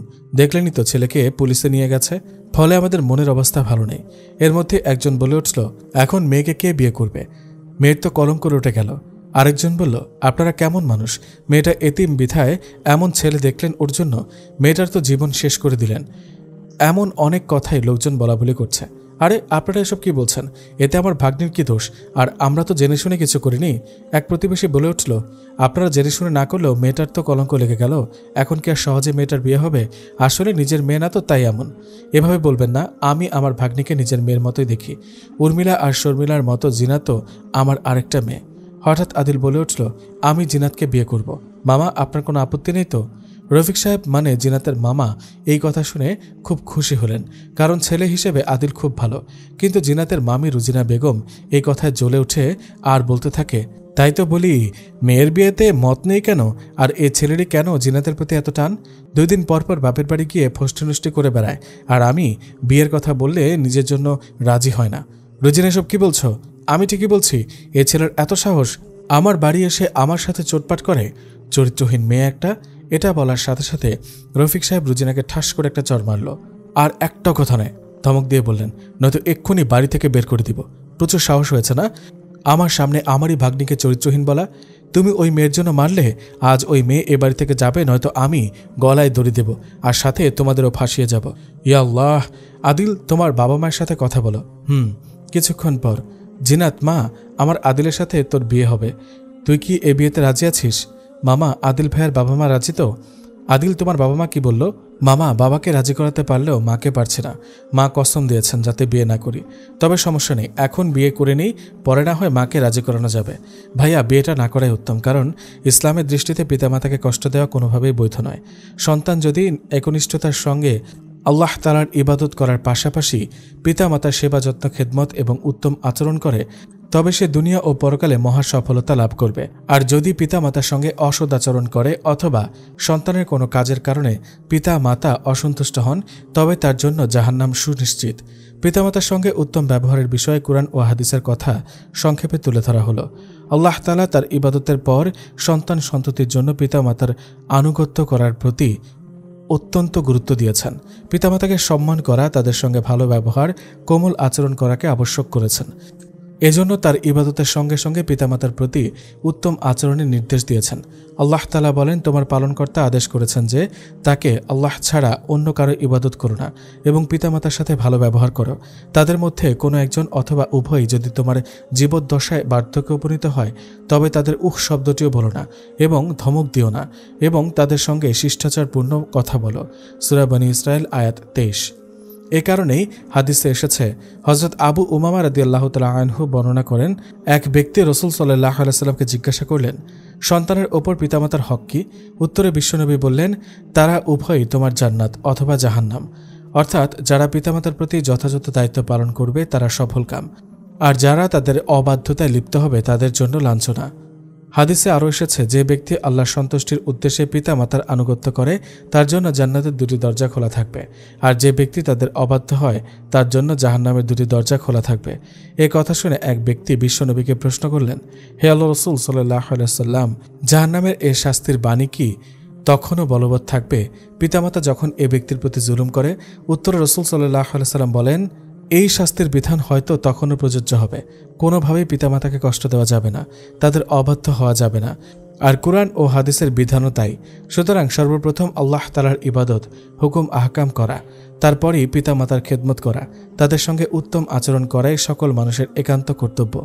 সর্বোপরি এমন কোনো কাজ না করা যাতে তাদের মনে সামান্যতম কষ্টও হয়। কিন্তু জিনাত, এটা তো অন্যায় আবদার মায়ের। আর ইসলাম ছেলেদের পূর্ণ স্বাধীনতা দিয়েছে বিয়ের ব্যাপারে, জানি, তবু শুধু কিছু ক্ষেত্রেই মা বাবা অবাধ্য হওয়া যায়, আর সেটা সম্পূর্ণ আল্লাহ তাআলার ইবাদত সম্পর্কিত বিষয়। আল্লাহ তাআলা বলেন, যদি তারা পিতামাতা তোমাদের ওপর চাপ প্রয়োগ করে আমার সাথে কাউকে শরিক করার জন্য, যা শিরক তোমার বোধগম্য নয়, তাহলে তুমি তাদের কথা অমান্য করো, অর্থাৎ আমি আল্লাহর সাথে কাউকে শরিক করো না, আর পার্থিব জীবনে উৎকৃষ্ট পন্থায় তাদের সাথে সৎ সম্পর্ক বজায় রেখো, আর তুমি তাদের পথ অনুসরণ করো যারা আমি এক আমার প্রতি অবিচলভাবে আকৃষ্ট রয়েছে। সূরা লোকমান আয়াত 15। রাসূলুল্লাহ সাল্লাল্লাহু আলাইহি সাল্লাম বলেন, অসৎ কাজে আনুগত্য নয়, আনুগত্য কেবলমাত্র সৎ কাজের ক্ষেত্রেই হতে হবে। বুখারী শরীফে হাদিস নাম্বার 7145। হাসান বসরি রহমতুল্লাহি আলাইহি বলেন, যদি মা সন্তানের প্রতি মায়া দেখিয়ে ইশার জামাতে শরিক হতে বারণ করে তাহলে এক্ষেত্রে তার আনুগত্য করা যাবে না। বুখারী শরীফে হাদিস নাম্বার 1230। ইমাম আহমদ ইবনে হাম্বল রহমতুল্লাহি আলাইহিকে জিজ্ঞেস করা হয়েছিল, বাবা যদি সন্তানকে জামায়াতে নামাজ আদায় করা থেকে নিষেধ করে তাহলে কি করবে? তিনি উত্তর দিয়েছিলেন, এ জাতীয় ক্ষেত্রে বাবার কথা অমান্য করবে। গিজাউল লুবাব 1/385। তাকে আরও জিজ্ঞেস করা হয়েছিল, এক ব্যক্তি তার সন্তানকে আদেশ করেছে যে ফরজ নামাজ ছাড়া কোনো নামাজ পড়বে না, এখন সন্তানের করণীয় কি? তিনি উত্তর দিয়েছেন, এই হুকুম অমান্য করবে এবং নফল পড়বে। গিজাউল লুবাব 1/384। শাইখুল ইসলাম ইবনে তাইমিয়া রহমতুল্লাহি আলাইহি বলেন, বাবা মা ফাসেক হলেও বৈধ কাজের ক্ষেত্রে তাদের বাধ্য থাকা আবশ্যক। ইমাম আহমদ রহমতুল্লাহি আলাইহির বক্তব্যের উদ্দেশ্য এটাই। আর যদি বৈধ কাজ করতে গিয়ে সন্তানের জন্য কেবল কষ্ট হয় কিন্তু ক্ষতিকর না হয় তাহলে তাদের বাধ্য থাকা ওয়াজিব। আল ফাতাওয়া আল কুবরা 5/381। তাহলে এটা বোঝাতে চাইছিস তাকে বিয়ে করা আল্লাহর অবাধ্যতা? না, আমি এটা বোঝাতে চাইনি, বরং এটা বললাম আমায় না বিয়ে করলেও হবে, কিন্তু চাচি আল্লাহর তাআলার নামে কসম দিয়েছেন, ওটা রাখা প্রয়োজন। এটা তো সম্পূর্ণ ভিত্তিহীন বিষয়ে কসম দেওয়া। তবুও মামা, আমি এখন কি করব? এদিকে জিনাতের মামিও বিভিন্ন কথা বলছে, তিনি কিছুতে জিনাতকে ঘরে রাখবে না, সাথে প্রতিবেশীরা নানা কথা বলাবলি করছে। মামা, আমি একটু আসি। একটু পর, আমার এক বন্ধু আছে সাকরান, আমার সাথে এবার মাস্টার্স পরীক্ষা দিয়েছে, সাথে আমি যে কোম্পানিতে চাকরি করি ও চাকরি করে, খুব ভালো ছেলে, মা ছাড়া আর কেউ নেই। আপনি আপত্তি না করলে ও বিয়েতে রাজি। এবার আপনার মত কি? তোমার বন্ধুকে আসতে বলো। আমি এখন বাসে, গায়ে বিয়ের সাজটা নেই, তার পরিবর্তে আমার যেই পোশাক মানে বোরকা, নিকাব, হিজাব, সাথে নতুন যোগ দিয়েছে হাত ও পায়ের মোজা, অজানা পথে চলছি। কিছুক্ষণ আগেই সাকরান নামের লোকটির সাথে বিয়ে হয়। মামার বাড়ি থেকে এখন শ্বশুর বাড়িতে যাত্রা শুরু করেছি। আদিল ভাইও আমাদের সাথে এসেছে। বাসটা থেমে যাওয়ায় লোকটি বলল গাড়ি থেকে নামতে। আমরা গাড়ি থেকে নেমে গেছি। লোকটা আদিল ভাইয়ের সাথে কথা বলছে। আদিল, বাসায় তো তেমন কিছু নেই খাওয়ার মতো, তাই আমি 3 জনের খাবার নিয়ে এসেছি। না, তোদের 2 জনের জন্য খাবার আন, আমি খাবো না। তোদের বাসায় দিয়ে আমি অন্য আরেক বন্ধুর কাছে থাকার ব্যবস্থা করছি, তার কাছে যাব, খেয়ে তারপর যাস। এমনিতে দুপুর পার হয়ে গেছে। না রে, এখন আর খাওয়া হবে না, তুই বরং জিনাতকে নিয়ে বাসায় যা, আর আমাকে তো একটা বাসা খুঁজতে হবে 2-3 দিনের মধ্যে। আচ্ছা যা। একটা বাসার সামনে এসে দাঁড়ালাম। লোকটা দারোয়ানের সাথে কি যেন বলে আমায় ভিতরে নিয়ে গেল, আমায় একটা রুমে বসিয়ে চলে গেল। মনে হয় আসরের আজান হয়ে গেছে, কিন্তু অজু করে নামাজ পড়ব তারও উপায় নেই। গোসলখানা কোথায় বুঝতে পারছি না। লোকটি ঘরে ঢুকে আমায় সালাম দিল, কিন্তু আমি কিছুই বলতে পারছি না। কি হলো, সালামের উত্তর দিলেন না যে? সালামের উত্তর দেওয়া ওয়াজিব। আপনার খাবার এনেছি, খেয়ে নিন, তার আগে আসরের নামাজটা আদায় করে নিন। আমি সালামের উত্তর নিয়ে বললাম, অজু করার জায়গা দেখিয়ে দিতে। এটা বাথরুম, এখানে অজু করে নিন। আমি অজু করে এসে দেখি জায়নামাজ বিছিয়ে রাখা হয়েছে, তাই আমি নামাজ আদায় করে নিলাম। জায়নামাজে বসে আছি, কাপড় পাল্টানো হয়নি, শুধু বোরকা আর হাত পা মোজা খুলে রেখেছি। এই বিয়ের শাড়িতে অস্বস্তি হচ্ছে। মামাবাড়ি থেকে আসার সময় কাপড় আনার সুযোগ হয়নি। এরপর আমি কি পরব এই চিন্তায় আছে। খুব ক্ষুধা লেগেছে, তাই খাবারটা খেয়ে নিলাম। লোকটা এখন আসছে না। আমার এমনিতে ভয় করে, তার মধ্যে একা। এখন মাগরিব পরে এশার নামাজের আজানটাও দিয়ে দিল। লোকটা এখনও এলো না। মোবাইলটা ফেলে এসেছি মামাবাড়ি। এখন মোবাইলটা থাকলে আদিল ভাইয়ের মাধ্যমে লোকটার খবর নেওয়া যেত। ধ্যাত, কিচ্ছু ভালো লাগছে না। নামাজটা পড়ে নেই। আসসালামু আলাইকুম। আসলে একটু কাজ ছিল, তাই দেরি হয়ে গেছে। খুব রাগ হলো, তারপরে সালামের উত্তর নিলাম। রেগে আছেন? আসলে আমার কোনো দোষ নেই। আপনার মামা আমায় ফোন করে জানান আপনার কাপড় আর মোবাইল রেখে এসেছেন, তাই ওগুলো গিয়ে আনতে হলো। এখান থেকে আপনার মামার বাসার দূরত্ব 40 মিনিট, তাই সহজে গিয়ে নিয়ে আসলাম। এই নিন আপনার কাপড় আর মোবাইল। আমি এগুলো ওনার থেকে নিয়ে নিলাম। উনি আমায় এগুলো দিয়ে আবার চলে গেলেন। এরপর ফিরে আসলেন খাবারের প্লেট নিয়ে। আপনি কি এশার নামাজ পড়েছেন? জি। খেয়ে নিন। আমি নামাজ পড়ি নাই, তাই নামাজটা আদায় করে আসি। আপনি খাবেন না? না, আসলে বিকেলের খাওয়া বেশি হয়ে গেছে, তাই আর খাবো না। উনি নামাজ শেষ করার আগেই আমি খেয়ে নিলাম, তাই বিছানায় বসে রইলাম। আমার জীবন কি থেকে কি হয়ে গেল। আল্লাহ তাআলার ওপর ভরসা করে রয়েছে। উনি নামাজ শেষে আমার কাছে এসে আমায় দাঁড়াতে বললেন। আমি হঠাৎ এমন হওয়া একটু ভয় পেয়ে গেলাম। আপনি ভয় পাবেন না, আপনি একটু দাঁড়ান আর কপালের ওপর থেকে কাপড়টা সরান, আমি একটা দোয়া পড়ব। আমি ওনার কথা মতো কাজ করলাম আর উনি আমার কপালে ডান হাতটা রেখে বিড়বিড় করে একটা দোয়া পড়লেন। আপনি একটু কষ্ট করে অজু করে আসুন। আমার তো অজু আছে, তাই আমি আর করব না। ওনার কথা মতো অজু করে আসলাম। আসুন আমরা 2 রাকাত নফল নামাজ আদায় করে নিই, কারণ আব্দুল্লাহ ইবনে মাসউদ রাদিয়াল্লাহু তাআলা আনহু থেকে বর্ণিত, তিনি বলেন রাসূলুল্লাহ সাল্লাল্লাহু আলাইহি ওয়াসাল্লাম ইরশাদ করেন, স্ত্রী যখন স্বামীর কাছে যাবে স্বামী তখন দাঁড়িয়ে যাবে আর স্ত্রীও দাঁড়িয়ে যাবে তার পেছনে। অতঃপর তারা একসঙ্গে 2 রাকাত সালাত আদায় করবে এবং বলবে, হে আল্লাহ, আপনি আমার জন্য আমার পরিবারে বরকত দিন আর আমার ভেতরেও বরকত দিন পরিবারের জন্য। আল্লাহ, আপনি তাদের থেকে আমাকে রিজিক দিন আর আমার থেকে তাদেরকে রিজিক দিন। হে আল্লাহ, আপনি আমাদের যতদিন একত্রে রাখেন কল্যাণী একত্রে রাখুন, আর আমাদের মাঝে যখন বিচ্ছেদ ঘটিয়ে দেবেন তখন কল্যাণের পথে বিচ্ছেদ ঘটাবেন। তাবরানী মুজামুল কবির 8900। আপনি পিছনে জায়নামাজে দাঁড়ান আর আমি সামনেরটাতে দাঁড়িয়ে নামাজ আদায় করে নেব। চলুন একসাথে নামাজ আদায় করে নিই। ওনার কথা মতো নামাজ আদায় করে নিই এবং আগের ন্যায় বিছানায় এসে বসে পড়ি। উনিও নামাজ পড়ে ওয়ার্ড্রপ থেকে কি একটা প্যাকেট আমার হাতে দেন, সাথে একটা খামও দেন। আমি ওনার মুখের দিকে তাকিয়েছিলাম, কি হচ্ছে বুঝতে পারছি না। কি হলো ধরুন, প্যাকেটটা অনেক মোটা ছিল। আমি ওটা হাতে নিলাম। এগুলো কি? এই প্যাকেটে আপনার জন্য একটা জিলবাব, একটি বোরকা, একটা হিজাব, সাথে নিকাব, একজোড়া হাত ও পা মোজা এবং একটা জায়নামাজ আর একটা প্যাকেট আছে। ওটাতে কতগুলো ইসলামিক বই রয়েছে, কিন্তু এখন ওটা দিব না, কারণ ইনশাআল্লাহ 2 দিন পর আমরা এই বাড়ি ছেড়ে দিব, তাই এটা এখন দিলাম না। নতুন বাসায় গিয়ে প্যাকেট খুলে দেখবেন। নতুন একটা বাসা খোঁজ করেছিলাম বিকালে, আল্লাহ রহমতে খুব দ্রুতই পেয়ে যাই। আপনি হয়তো জানেন আমার মা আছে, তাই ওনাকে গ্রামের বাড়ি থেকে নিয়ে আসবো। আর এই বাসাটায় শুধু একটা রুম, তাই 2 রুমওয়ালা বাসা নিয়েছি। আচ্ছা, ওই খামটাতে কি আছে? এটাতে আপনার মোহরানা আছে। আমি চাকরিতে জয়েন করার পর থেকেই একটু একটু করে বিয়ের জন্য টাকা জমিয়েছি, এতে 20,000 টাকা আছে। এটা আপনার মোহরানা। আমার মোহরানার টাকার প্রয়োজন নেই। কেন? আর এটা তো আপনার হক। তাছাড়া বিয়ের সময় স্ত্রীকে দেনমোহর প্রদান করা স্বামীর ওপর ফরজ। আল্লাহ তাআলা বলেন, আর তোমাদের স্ত্রীদের তাদের দেনমোহর দিয়ে দাও খুশি মনে। অবশ্য স্ত্রী চাইলে দেনমোহর কিছু অংশ কিংবা সম্পূর্ণ অংশ ছেড়ে দিতে পারে। সূরা আন-নিসা আয়াত 4। তবে এ ব্যাপারে স্ত্রীর উপর কোনো প্রকারের চাপ প্রয়োগ করা যাবে না। সাধারণভাবে দেনমোহর কম ধার্য করাই মুস্তাহাব। রাসূল সাল্লাল্লাহু আলাইহি সাল্লাম বলেন, সে নারী বরকতের মাঝে আছে যাকে প্রস্তাব দেওয়া সহজ ও যার দেনমোহর অল্প। মুসনাদে আহমদ, হাসান সানাতে। এছাড়া কোরআনের আরও এক আয়াতে দেনমোহরের অধিকার প্রসঙ্গে বলা হয়েছে, হে নবী, আমি তোমার জন্য বৈধ করেছি তোমার স্ত্রীদেরকে যাদের দেনমোহর তুমি প্রদান করেছ। সূরা আল আহজাব আয়াত 50। দেনমোহরের বিষয়টি হালকাভাবে নিয়ে লোক দেখানো অধিক দেনমোহর ধার্য করাতে কোনো বরকত নেই, বরং তা অহংকারের পরিচায়ক। বরকতপূর্ণ বিবাহের বর্ণনা দিতে গিয়ে উম্মাহাতুল মুমিনিন হযরত আয়েশা সিদ্দিকা রাদিয়াল্লাহু তাআলা আনহা বলেন, হযরত রাসূলুল্লাহ সাল্লাল্লাহু আলাইহি ওয়াসাল্লাম ইরশাদ করেন, সবচেয়ে বরকতময় বিয়ে হচ্ছে সুন্নতি বিয়ে, অর্থাৎ যে বিয়েতে খরচ কম হয় এবং কোনো জাঁকজমক থাকে না। মিশকাত শরীফের হাদিস।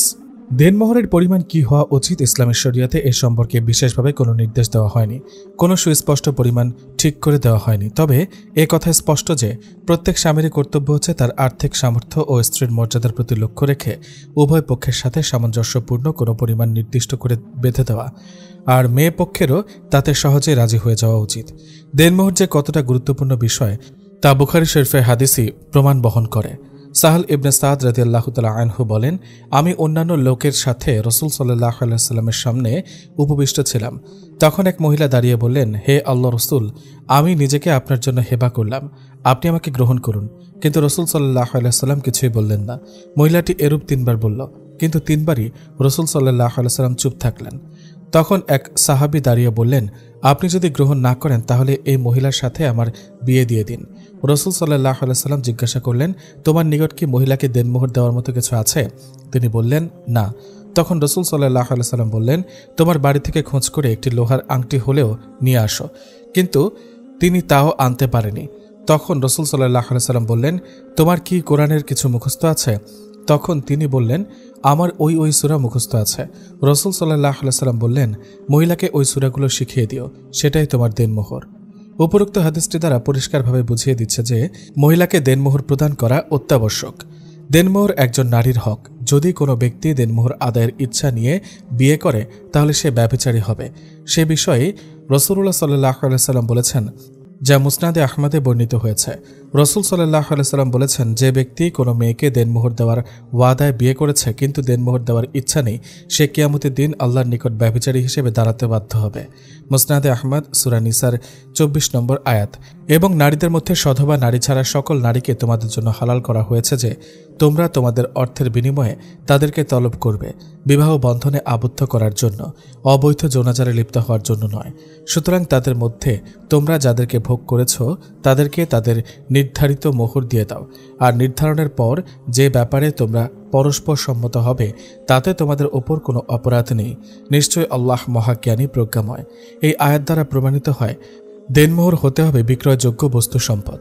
ও আচ্ছা, কিন্তু ইসলামে তো বলা হয়েছে দেনমোহর বা মোহরানা স্ত্রী ইচ্ছা করলেও মওকুফ করে দেওয়া যায়। তাই আমি চাই আপনি টাকা নিয়ে নিন, আমার টাকার প্রয়োজন নেই। কিন্তু আমি তো আমার বিবির জন্য জোগাড় করেছি, এটা আপনি আপনার কাছে রেখে দিন, আপনার নিজের ইচ্ছা মতো খরচ করবেন। আচ্ছা, আপনি এমন কেন? আপনার একটুও ভদ্রতা নেই? এই কথা শুনে আমি অবাক হয়ে গেলাম। এত অবাক হওয়ার কি আছে? আমি আপনার স্বামী, তাও কম করে 7 থেকে 8 বছরের বড় হব, কিন্তু আপনি একবারও বললেন না যে আপনাকে তুমি করে বলতে। এটা কি অভদ্রতা নয়? এসে ধরে বকবক করে যাচ্ছেন যেন রেলগাড়ি, থামার কোনো নামই নেই। চাচাতো ফুপাতো বোনদের কাছে শুনলাম উনি কথা বলতেই জানেন না, মানে খুবই কম কথা বলে। আর আমি এখানে এসে থেকে দেখছি অনবরত কথা বলছেন। এসব মনে মনে ভাবছি। কি হলো ভাবনার রানী, কিছু বলেন? জি, আমায় আপনি তুমি করে বলবেন। শুক্রিয়া, অনুমতি পেয়ে ধন্য হলাম। শোনো, আমি কিন্তু প্রচুর কথা বলি, কিন্তু কোনো বেগানা নারী আর দূরের কারোর সাথে কথা একদমই কম বলি। দুটোতেই অভ্যস্ত। আমার মা আর আদিলের সাথে এতদিন প্রচুর কথা বলেছি। এখন তুমি যোগ হয়েছ, কারণ তুমি এখন আমার প্রিয়জন। তোমাকেও কিন্তু প্রচুর কথা বলতে হবে। আমি বলবো আর তুমি চুপ থাকবে তা হবে না। আমরা যা বলবো ইসলাম বিষয়ে। কি হবে তো আমার প্রিয়জন? আর আমায় করবে তো তোমার প্রিয়জন? আমি ভাবছি আমিও এখন কারো প্রিয়জন, আর কেউ একজন আমার প্রিয়জন। ভাবতে আমার চোখে পানি এসে গেল। কি হলো, উত্তর দাও। জি, ইনশাআল্লাহ হব। আলহামদুলিল্লাহ, আমাদের দাম্পত্য জীবন চলবে ইনশাআল্লাহ রাসূল সাল্লাল্লাহু আলাইহি ওয়াসাল্লামের সুন্নত ও দাম্পত্য জীবনের মতো। এমন বোবাহ কেন? উত্তর দিবা, বুঝলা? জি। আসো, অনেক রাত হয়ে গেছে, ঘুমাতে হবে। এই, তোমার ওযু আছে? জি। তাহলে আর কি, শুয়ে পড়ো। আমি কিন্তু তাহাজ্জুদের সময় ডাকবো। তাহাজ্জুদ পড়ার অভ্যাস আছে? না, সমস্যা নেই, আমারও অভ্যাস ছিল না। আলহামদুলিল্লাহ, এখন অভ্যাসে পরিণত করেছি। তোমারও হয়ে যাবে ইনশাআল্লাহ। আমি কিছু জানতে চাই, আপনার যদি ইচ্ছা হয় বলবেন। হ্যাঁ, ইনশাআল্লাহ বলবো। আর তুমি আমার স্ত্রী, তুমি আমায় সব জিজ্ঞেস করবে, এতে এত ইতস্তত করার কিছুই নেই। আচ্ছা, আপনি ওই সময় আমার কপালে হাত রেখে কি পড়লেন? ও, এই কথা। রাসূল সাল্লাল্লাহু আলাইহি সাল্লাম বলেন, তোমাদের কেউ যখন কোনো নারী ভৃত্য বা বাহন থেকে উপকৃত হয়, বিয়ে বা খরিদ করে, তবে সে যেন তার মাথার অগ্রভাগ ধরে বিসমিল্লাহ পড়ে এবং বলে, হে আল্লাহ, আমি আপনার কাছে এর ও এর স্বভাবের কল্যাণ প্রার্থনা করছি এবং এর ও এর স্বভাবের অকল্যাণ থেকে আশ্রয় প্রার্থনা করছি। বাইহাকি সুনানে কুবরা 14211। এটাও একটা সুন্নাত। আরেকটা কথা, আপনার নামটা কেমন যেন? আসলে কি এমন নাম হয়? ও, এই কথা বলতে তিনি হাসতে শুরু করলেন। আচ্ছা, আমি হাসির কি বললাম? মন খুলে হাসলাম, কিন্তু আমার এটা করা ঠিক হয়নি। আর শোনো, রাসূল সাল্লাল্লাহু আলাইহি সাল্লামের দ্বিতীয় স্ত্রী সাউদা বিনতে জামাআহ রাদিয়াল্লাহু তাআলা আনহা প্রথম স্বামী নাম সাকরান ইবনে আমর ছিল। সাউদা বিনতে জামাআহ রাদিয়াল্লাহু তাআলা আনহার প্রথম স্বামীর মৃত্যুর পর আমাদের রাসূল সাল্লাল্লাহু আলাইহি সাল্লামের সাথে বিবাহ হয়। উম্মুল মুমিনিন সাউদা বিনতে জামাআহ রাদিয়াল্লাহু তাআলা আনহা সহ তার প্রথম স্ত্রী রাসূল সাল্লাল্লাহু আলাইহি সাল্লামের নবুয়ত স্বীকার করে মুসলিম হন। প্রথমে সাউদা বিনতে জামাআহ রাদিয়াল্লাহু তাআলা আনহা মুসলিম হন, তারপর ওনার স্বামী। ও আচ্ছা, শুনুন, মুচকি হাসা সুন্নত জানিব, তাই তো তখন বললাম আমার এটা করা ঠিক হয়নি। এসব বলতে বলতে ঘুমিয়ে গেলাম। মাঝরাতে উনি ওনার কথা মতো উঠিয়ে তাহাজ্জুদ আদায় করান। এখন আবার ফজরের নামাজের জন্য ডাকছেন। ইচ্ছে করে উঠছি না, দেখি কি করে। জিনাত, এই জিনাত, ওঠো। আরে, এ তো উঠছেই না। আমি সব শুনেছি, কিন্তু কিছু বলছি না। সত্যি বলতে আমার শরীর ক্লান্ত, কিন্তু নামাজ আদায় করব ইনশাল্লাহ। আসলে গতকাল মামির মার খাওয়া, তার সাথে গতকাল একটু দেরিতে ঘুম হয়, কারণ নতুন জায়গায় আমার সহজে ঘুম আসে না। এর মধ্যে উনি এসে আমার চোখে হালকা পানির ছিটা দিলেন, তাই আমি উঠে জিজ্ঞেস করলাম, এমন করলেন কেন? হাদিস শরীফে আবু হুরায়রা রাদিয়াল্লাহু তাআলা আনহু থেকে বর্ণিত আছে, রাসূল সাল্লাল্লাহু আলাইহি ওয়াসাল্লাম ইরশাদ করেছেন, যে ব্যক্তি রাতে ঘুম থেকে জেগে তাহাজ্জুদ নামাজ পড়ে এবং সে তার স্ত্রীকেও ঘুম থেকে জাগ্রত করে নামাজ পড়ায়, এমনকি না উঠলে তার মুখে সামান্য পানি ছিটিয়ে দেয়, তাহলে তার ওপর আল্লাহ তাআলা রহমত বর্ষণ করেন। অনুরূপ কোন স্ত্রী যদি রাত্রিকালে জাগ্রত হয়ে তাহাজ্জুদ নামাজ পড়ে এবং তার স্বামীকে নামাজের জন্য জাগ্রত করে, এমনকি না জাগলে স্ত্রী তার চেহারায় হালকা পানি ছিটিয়ে দেয়, তাহলে তার প্রতি আল্লাহ তাআলার রহমত বর্ষণ করে। সুনানে আবু দাউদ 1/205। তাই তোমায় উঠাতে এমন পদক্ষেপ নিলাম। আসলে আমি বুঝতে পেরেছি হঠাৎ করে নতুন জায়গায় ঘুম আসে না। আবার গতকাল অনেক ক্লান্ত হয়েছিলে তুমি, তার উপর তাহাজ্জুদের সময় উঠে নামাজ আদায় করেছ, কিন্তু ফজরের নামাজও তো পড়তে হবে। বউ আমার, রাগ করো না, নামাজটা পড়ে ঘুমাতে যেও। এভাবে বলায় আমি আর কিছু বলতে পারলাম না। আল্লাহ তাআলার কাছে আবারও মনে মনে শুকরিয়া আদায় করলাম এমন একজন আমার জন্য নির্বাচন করার জন্য। লোকটার সাথে খুব সহজেই আমি মিশে যেতে পেরেছি। নামাজ পড়ে টেবিলের উপর রাখা কোরআন শরীফটা দেখে ওটা নিয়ে বিছানায় বসে তেলাওয়াত করতে লাগলাম। উনি আমার সাথে 2 রাকাত সুন্নত পড়ে বাকি 2 রাকাত ফরজ পড়ার জন্য মসজিদে চলে গেছে। যাওয়ার সময় আমার কপালে ওনার ঠোঁট ছোঁয়ালেন, কারণ এটা নাকি আমাদের রাসূল সাল্লাল্লাহু আলাইহি সাল্লামের সুন্নত। এখন আমি তেলাওয়াত করছি, আসসালামু আলাইকুম ওয়া রাহমাতুল্লাহি ওয়া বারাকাতুহু। ওনার সালামের আমিও হাসি মুখে উত্তর দিলাম, মাশাআল্লাহ বউ। কেন? তোমার তেলাওয়াতের কণ্ঠের জন্য। জাযাকাল্লাহু খায়রান ওয়া ইয়াক্কে। বউ, তোমার তেলাওয়াত শেষ হলে আমায় সাহায্য করো, এই ঘরের জিনিসগুলো গোছাতে হবে। আসলে আগামীকাল ইনশাআল্লাহ নতুন বাসায় যাব। আগে নাস্তা করবে নাকি ঘর গোছাবে? আগে বরং ঘরের জিনিসগুলো গোছায়। 2 দিন পর। আমার বিয়ের আজ 4 দিন হলো। এই 4 দিনে ওনার সাথে অনেকটা সহজ হয়ে গেছি। উনি এটাতে আমায় অনেক সাহায্য করেন। ওনার এমন ব্যবহার না হলে এত সহজে আমি ওনার সাথে মিশতে পারতাম না। আমরা এখন নতুন বাসায়। প্রতিদিনই মামা আর শর্মিলার সাথে মোবাইলে কথা হয়। উনি ওনার মাকে আনতে গ্রামে গিয়েছেন খুব ভোরবেলা। খুব ভয় হচ্ছে আমার শাশুড়ি কি আমায় সহজে মেনে নেবেন, নাকি আবার আমার দেখা শাশুড়িদের মতো হবে। এসব ভাবতে ভাবতে রান্না শেষ করলাম। ওনারা আস্তে আস্তে হয়তো জোহরের নামাজের সময় হয়ে যাবে। আমি গোসল করে চুলগুলো শুকাচ্ছি এমন সময় বাসায় কলিং বেল বাজে, মানে ওনারা হয়তো এসেছেন। দরজা খুলে দেখলাম ঠিকই ওনারা এসেছেন। আমি আমার শাশুড়ি মাকে সালাম দিলাম। উনিও আমার সালামের উত্তর নিয়ে জড়িয়ে ধরলেন এবং খুব আদর করলেন। আমি ভাবতেই পারিনি উনি আমায় এত সহজে আপন করে নেবেন। আমার চোখে পানি এসে গেছে। উনি আমার চোখের পানি নিজের হাতে মুছে দেন। কি হলো মা, এখানে দাঁড়িয়ে সব আলাপ সেরে নিবে নাকি ভিতরে যাবে? ভেতরে চল, আমরা সবাই নামাজ শেষে এখন খেতে বসবো। কি হলো, আপনি আজ আবারও নিচে পাটি বিছিয়েছেন? টেবিলে খাবেন না? না। কেন? কারণ নিচে পাটি বিছিয়ে খাওয়া সুন্নত। ও আচ্ছা, তাহলে আপনি যে কবজি পর্যন্ত হাত ধৌত করেন এবং আমাকে ধৌত করতে বলেন, এটাও কি সুন্নত? জি হ্যাঁ, খাওয়ার সুন্নতগুলো বলছি তোমায়, মন দিয়ে শোনো। উভয় হাত কবজি পর্যন্ত ধোয়া। আবু দাউদ শরীফে হাদিস নাম্বার 3761। দস্তরখানা বিছিয়ে খানা খাওয়া। প্রথমে খানা তথা আল্লাহর নিয়ামতের দিকে মুখাপেক্ষী হয়ে বসা, তারপর দস্তরখানা বিছানো। দস্তরখানা খুব পরিষ্কার পরিচ্ছন্ন রাখা উচিত। এর উপর ঝুঁটা, অবশিষ্ট খাবার, হাড্ডি ইত্যাদি না ফেলা বা তাতে পা না রাখা উচিত। উঁচু স্বরে বিসমিল্লাহ পড়া। ডান হাত দিয়ে খাওয়া। খানার মজলিসে বয়সের দিকে যে বড় এবং বুজুর্গ তার দ্বারা খানা শুরু করানো। খাদ্য এক ধরনের হলে নিজের সম্মুখ হতে খাওয়া। খাদ্যের কোনো অংশ পড়ে গেলে উঠিয়ে প্রয়োজনে পরিষ্কার করে খাওয়া। হেলান দিয়ে বসে না খাওয়া। খাদ্যের ত্রুটি বের না করা। জুতা পরিহিত থাকলে জুতা খুলে খানা খাওয়া। খানার সময় 3 ভাবে বসা যায়। উভয় হাঁটু উঠিয়ে এবং পদযুগলে ভর করে, এক হাঁটু উঠিয়ে এবং অপর হাঁটু বিছিয়ে। উভয় হাঁটু বিছিয়ে অর্থাৎ নামাজে বসার ন্যায় বসে সামান্য সম্মুখ পানে ঝুঁকে আহার করা। ওজরের কারণে আসন দিয়ে বসারও অনুমতি আছে। আহার গ্রহণ শেষে খানার পাত্রসমূহ আঙুল দ্বারা ভালোভাবে চেটে পরিষ্কার করে খাওয়া। এতে খাবারের পাত্রসমূহ আহারকারীর জন্য মাগফিরাত কামনায় মহান আল্লাহর দরবারে দোয়া করে। হাতের আঙুলসমূহ যথাক্রমে মধ্যমা, শাহাদাত, বৃদ্ধা চেটে খাওয়া। মুসলিম শরীফে হাদিস নাম্বার 2033। খানা শেষে এই দোয়া পড়া, আলহামদুলিল্লাহিল্লাযী আত'আমানা ওয়া সাকানা ওয়া জাআলানা মিনাল মুসলিমিন। খানা শেষে আগে দস্তরখানা উঠিয়ে তারপর নিজে ওঠা। দস্তরখানা ও অবশিষ্ট খানা উঠানোর সময় দোয়া পড়া। খানা খেয়ে উভয় হাত ধোয়া। কুলি করে মুখ পরিষ্কার করা। খানার শুরুতে বিসমিল্লাহ পড়তে ভুলে গেলে স্মরণ হওয়ার পর খানার মাঝে এই দোয়া পড়া, বিসমিল্লাহি আউয়ালাহু ওয়া আখিরা। কারো মেহমান হয়ে খানা খেলে প্রথমে আল্লাহর শুকরিয়া আদায়ে খাওয়ার পরের দোয়া পড়ার পর মেজবানের দোয়াও পড়া। খানা খাওয়ার সময় একেবারে চুপ থাকা মাকরুহ। এজন্য খাওয়ার ফাঁকে ফাঁকে পরস্পরের ভালো কথা আলোচনা করা, কিন্তু যে ধরনের কথা বা সংবাদে দুশ্চিন্তা বা ঘৃণার উদ্রেক হতে পারে তা খানার সময় বলা অনুচিত। এই সুন্নত আমলগুলো যতটুকু সম্ভব আমরা পালন করার চেষ্টা করব ইনশাল্লাহ। কিন্তু মায়ের সমস্যা, তাই মাকে টেবিলে খাবারটা দাও। জি। খাওয়ার মাঝখানে হঠাৎ করে উনি আমার প্লেট থেকে এক টুকরো গোস্ত নিয়ে খাওয়া শুরু করলো। তাও আবার আমার খাওয়া এটো গোস্তের টুকরো। কি হলো, আর কি বাটিতে গোস্ত নেই? আমার এটো ছিল, এটা আমি একটু খেয়েছিলাম। কারণ যখন উম্মুল মুমিনিন আয়েশা রাদিয়াল্লাহু তাআলা আনহা গ্লাসে করে পানি খেতেন, আল্লাহ রাসূল সাল্লাল্লাহু আলাইহি সাল্লাম ঠিক প্রিয় সহধর্মিনীর ঠোঁট লাগা অংশে ঠোঁট লাগিয়ে পানি পান করতেন। যখন আয়েশা রাদিয়াল্লাহু তাআলা আনহা গোশত খেতেন, তখন আল্লাহ রাসূল সাল্লাল্লাহু আলাইহি সাল্লাম আয়েশা হতে গোশতটা টান দিয়ে নিয়ে নিতেন এবং ঠিক আয়েশা রাদিয়াল্লাহু তাআলা আনহা যেদিকটা ঠোঁট লাগিয়ে খেয়েছেন একই স্থান থেকে নবী সাল্লাল্লাহু আলাইহি সাল্লাম খাওয়া শুরু করতেন। আর শোনো, পরের বেলা থেকে আমরা এক প্লেটে খাবো ইনশাল্লাহ। কি শুরু করলেন বলেন তো? মা আছে এখানে, তিনি কি ভাববেন? কানের কাছে ফিসফিস করে কথাটা বললাম। দাঁড়াও, মাকে বলে অনুমতি নিচ্ছি। না না, কিচ্ছু বলবেন না মাকে। আমি তো বলবই। মা শোনো, তোমার বৌমা আমার সুন্নত পালন করতে দেয় না। কি সুন্নত পালন করতে দেয় না আমার বৌমা? ওই যে এক প্লেটে খাওয়া, একে অপরকে খাইয়ে দাও, এইসব। তুই কি আমার বৌমাকে বলেছিস সেগুলোর ফজিলত? না, তুমি বলে দাও।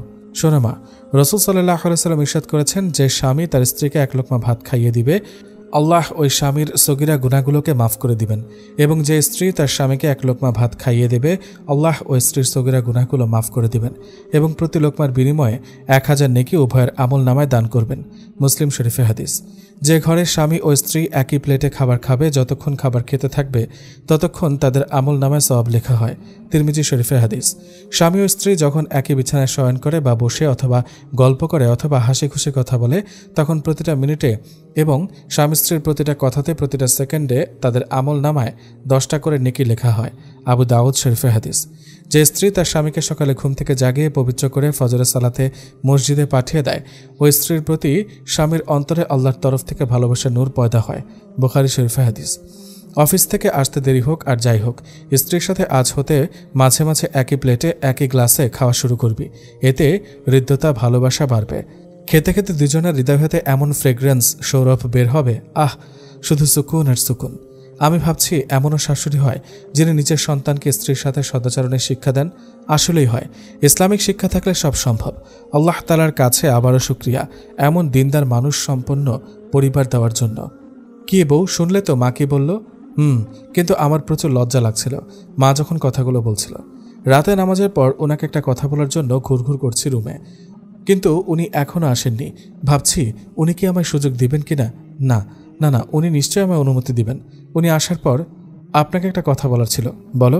আসলে আমার এবার ইন্টারমিডিয়েট প্রথম বর্ষের বার্ষিক পরীক্ষা, তার জন্য আগামীকাল ফর্ম আনতে হবে।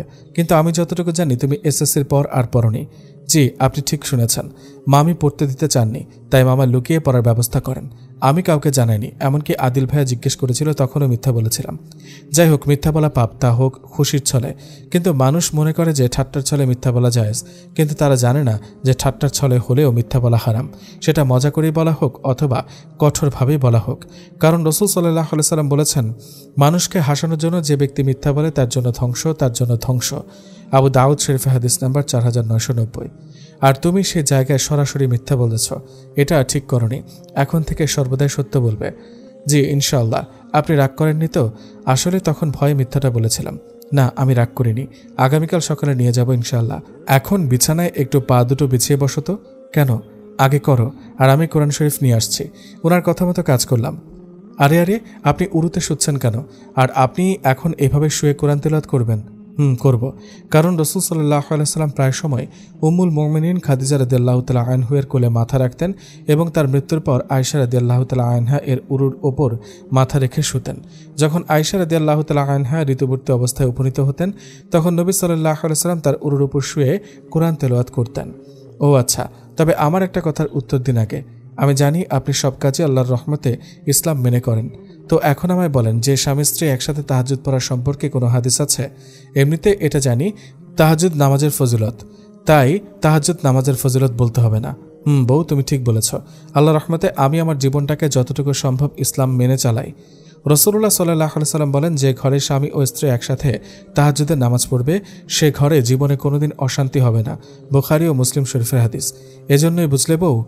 বুঝলাম। আপনি এবার কোরআন তেলাওয়াত করেন। কোনো প্রশ্ন করলেন না, আবার কাল নিয়ে যাওয়ার জন্য রাজি হলেন। আসলে উনি খুব ভালো। এমন পরিবারের জন্য প্রতি মুহূর্তে আল্লাহ তাআলার শুকরিয়া আদায় করলেও কম হবে। উর্মিলা আপু পছন্দের বিয়ে, তারপরও ওনার স্বামী বুঝেননি, মানে উর্মিলা আপুকে আর পড়তে দেয়নি। আমিও বেশি পড়তে চাই না, শুধু কিছুটা জ্ঞান অর্জন করতে চাই। সাকরান আর জিনাতের মায়ের থেকে অনুমতি নিয়ে জিনাতের কলেজে চলে যায়। কি হলো, এখনও দাঁড়িয়ে আছো কেন? ফর্ম মানে প্রশংসাপত্র নেওয়া তো শেষ। আমার 3 জন বান্ধবী আছে, ওদের জন্য অপেক্ষা করছি। ওদের বলেছিলাম যা পড়ানো হয় তার একটা সাজেশনের কপি আমায় দিতে। ও আচ্ছা, ওই তো ওরা এসে গেছে। আসসালামু আলাইকুম। কিরে, তোদের এত দেরি হলো কেন? ওয়ালাইকুম আসসালাম। আমরা একসাথে হয়ে তারপর এসেছি। তা ইনি কি আমাদের দুলাভাই? সাকরানকে ইশারা করে বলল। আমাদের সাথে পরিচয় করে দে। শুনুন, এরা আমার বান্ধবী নাফিসা, সাবা আর শাকিলা। আসসালামু আলাইকুম রহমতুল্লাহি ওয়া বারাকাতুহু। আপনারা কেমন আছেন? ওয়ালাইকুম আসসালাম। তিনজন একসাথেই বলল। ভালো। আপনি কেমন আছেন? আলহামদুলিল্লাহ। আমার এক বান্ধবী নাফিসা আমায় বলল, কি রে, তোর স্বামী তো তোর থেকেও কাঠমোল্লা, রোমান্টিকতার র তো মনে হয় জানে না। আমার আরেক বান্ধবী সাবা বলল, কি রে, আমরা দেখতে কি এতই অসুন্দর যে আমাদের দিকেও তাকাচ্ছে না? কেমন নিচের দিকে তাকিয়ে রয়েছে? এমন বিভিন্ন কথা ওরা ফিসফিসিয়ে বলছে। আমি ওদের কথার কোনো জবাব দিলাম না। ওদের থেকে সাজেশনে কপি নিয়ে বাসায় যাওয়ার জন্য রিকশায় চলে গেলাম। আর ওদের বলা কথাগুলো ভাবছি আর মনে মনে খুশি হচ্ছি। ওদের ভাবনা রোমান্টিকতা মানে বান্ধবীদের সামনে আমায় জড়িয়ে ধরে ওদের সাথে মিষ্টি মিষ্টি আলাপ করা, ওদের সাথে রসিকতা করা, ওদের দিকে তাকিয়ে ওদের সৌন্দর্যের প্রশংসা করা। কিন্তু আমার স্বামী এর কিছুই করেনি, কারণ ওনার কাছে আল্লাহর হুকুম আগে। তাই তো বেগানা নারীদের দিকে তাকাননি, ফলে দৃষ্টিকে পাপ থেকে রক্ষা করেছেন। কোনরূপ রসিকতা করেননি, ফলে জবানকে গুনাহ থেকে রক্ষা করেছেন। আর রইল রোমান্টিকতা আমার সাথে। তাহলে বলবো উনি রোমান্টিকতা না জানলে কে জানে। তবে হ্যাঁ, ওনার রোমান্টিকতা কোনোরূপ পাবলিসিটি নেই। এসব ভাবতে ভাবতে বাসায় এসে গেছি। বাসায় আসার পরেও মুচকি মুচকি হেসে যাচ্ছিলাম। কি হলো, এসে ধরে হেসে যাচ্ছ? আপনি কি আমার হাসির আওয়াজ পেয়েছেন? না। তবে তোমার মুচকি হাসির সম্পূর্ণ প্রকাশ না পেলেও মুখে ঠিকই একটা আভা ছড়িয়ে আছে। ও আচ্ছা। আমার বান্ধবী বলল, আপনি নাকি কাঠমোল্লা? ও, এই কথা। ঠিকই বলেছে। তবে এই কাঠমোল্লার মোল্লাগিরি শুধু তার বউয়ের কাছে প্রকাশ পাবে। বুঝলাম। এর মাঝে মা ওনাকে ডাকলেন। আসসালামু আলাইকুম মা। ওয়ালাইকুম আসসালাম। বাবা, আমি এখানে কিছু টাকা দিচ্ছি, তুই এর সাথে আরও কিছু টাকা মিলিয়ে একটা ফ্রিজ কিনে আনবি। কেন মা? তোমার তো ফ্রিজ পছন্দ ছিল না, তুমি তো ফ্রিজের খাবার পছন্দ করো না, এমনকি আমিও না। তোর অফিসের ছুটি তো প্রায় শেষ। যা ছুটি নিয়েছিল তার মধ্যে প্রায় 13 দিন শেষ, আছে মাত্র 2 দিন। এখন বাসায় থাকছিস, তাই প্রতিদিন বাজার করতে পারিস, কিন্তু অফিসে গেলে প্রতিদিন বাজার করা অসুবিধা হয়ে যাবে। একসাথে এক সপ্তাহের কাঁচা বাজার ঘরে রাখা যায়, কিন্তু মাছ মাংস রাখা যায় না। আর এখন শহরের বাজারের মাছ মাংস বেশিরভাগই নাকি ফ্রিজের হয়। বাবা, আমার ফ্রিজটা কিনে আন। এই টাকাগুলো আমি কি করব? এটা থেকে ভালো মেয়েটা নতুন এসেছে, প্রতিদিন বাজার নিয়ে চিন্তা করতে হবে না। আচ্ছা, দেখি কি করা যায়। শুনুন না, এই টাকাগুলো দিয়ে মায়ের চোখটা দেখিয়ে আনেন। এগুলো তো মনে হয় তোমার দেনমোহরের টাকা। আপনি এগুলো দিয়ে মায়ের চোখটার চিকিৎসা করান। আমার মনে হচ্ছে মায়ের চোখের সমস্যা আছে। তুমি ঠিক বলছো তো? ঠিকই বলেছি। আমি দেখেছি ওনার চোখ থেকে পানি পড়ে, মাঝে মাঝে চোখ কচলান আর একটু ঝাপসা দেখেন মনে হয়। সাকরান কথাটা শুনে মায়ের রুমে গেল। মা, তোমার চোখে নাকি সমস্যা হচ্ছে, আমায় বলনি কেন? আরে বাবা, একটু সমস্যা হচ্ছিল, তেমন বেশি নয়। আসলে গ্রামে থাকতে চোখে কি যেন একটা পড়েছিল, তারপর থেকে এই অবস্থা। মা, আমি ব্যর্থ। আমি আমার কোনো দায়িত্ব ঠিক করে করতে পারিনি। এভাবে বলিস না, ঠিক হয়ে যাবে দেখিস। আসি। কি হলো? আপনি টাকাটা নিয়ে আজই ডাক্তার দেখান মাকে। আপনার তো ছুটি প্রায় শেষ। দেখাবো। তবে তোমার টাকাটা থাক। মা আমায় ফ্রিজ কেনার জন্য টাকা দিয়েছে, এখন টাকাটা দিয়ে চিকিৎসা করাই, তারপর নয়তো বেতন পেলে আস্তে আস্তে জোগাড় করে ফ্রিজ কিনবো। আপনি আমার টাকাটা মায়ের চিকিৎসার জন্য লাগান। আমি আমার মা বাবার জন্য কোনো কিছু করতে পারিনি, তাই আমি চাই মায়ের জন্য কিছু একটা করি। আর ফ্রিজ কিনতে হবে না, আমি জানি ফ্রিজটা মা আমার সুবিধার জন্য কিনতে বলেছেন। আপনি এখন ফ্রিজ কিনবেন না, কারণ চিকিৎসাতে কত লাগবে বলা যায় না। সাকরান ভাবছে এরা বউ শাশুড়ি দুজন দুজনকে খুব ভালো বোঝে। সাকরান তার মাকে ডাক্তার দেখায় এবং চিকিৎসা করায়। জিনাতের কথা মতে ওর টাকাটা মায়ের চিকিৎসার কাজে লাগায়। এখন জিনাতের শাশুড়ির চোখ ভালো হয়েছে। সাকরান অফিসে যাওয়া শুরু করেছে। ওইদিকে জিনাতের ও ইন্টার প্রথম বর্ষের বর্ষ পরীক্ষা শেষ। এখন জিনাত দ্বিতীয় বর্ষে। কিছু মাস পরে। আসসালামু আলাইকুম মা, ফোন করেছো কেন? ওয়ালাইকুম আসসালাম। বাবা, একটু ছুটি নিয়ে বাসায় আয়, জিনাতের শরীরটা ভালো না। কি হয়েছে? সকাল থেকেই মাথা ব্যথা, আর কিছুক্ষণ আগে অজ্ঞান হয়ে গেছে। মা, আমি এক্ষুনি ছুটি নিয়ে আসছি, তুমি চিন্তা করো না। আসসালামু আলাইকুম।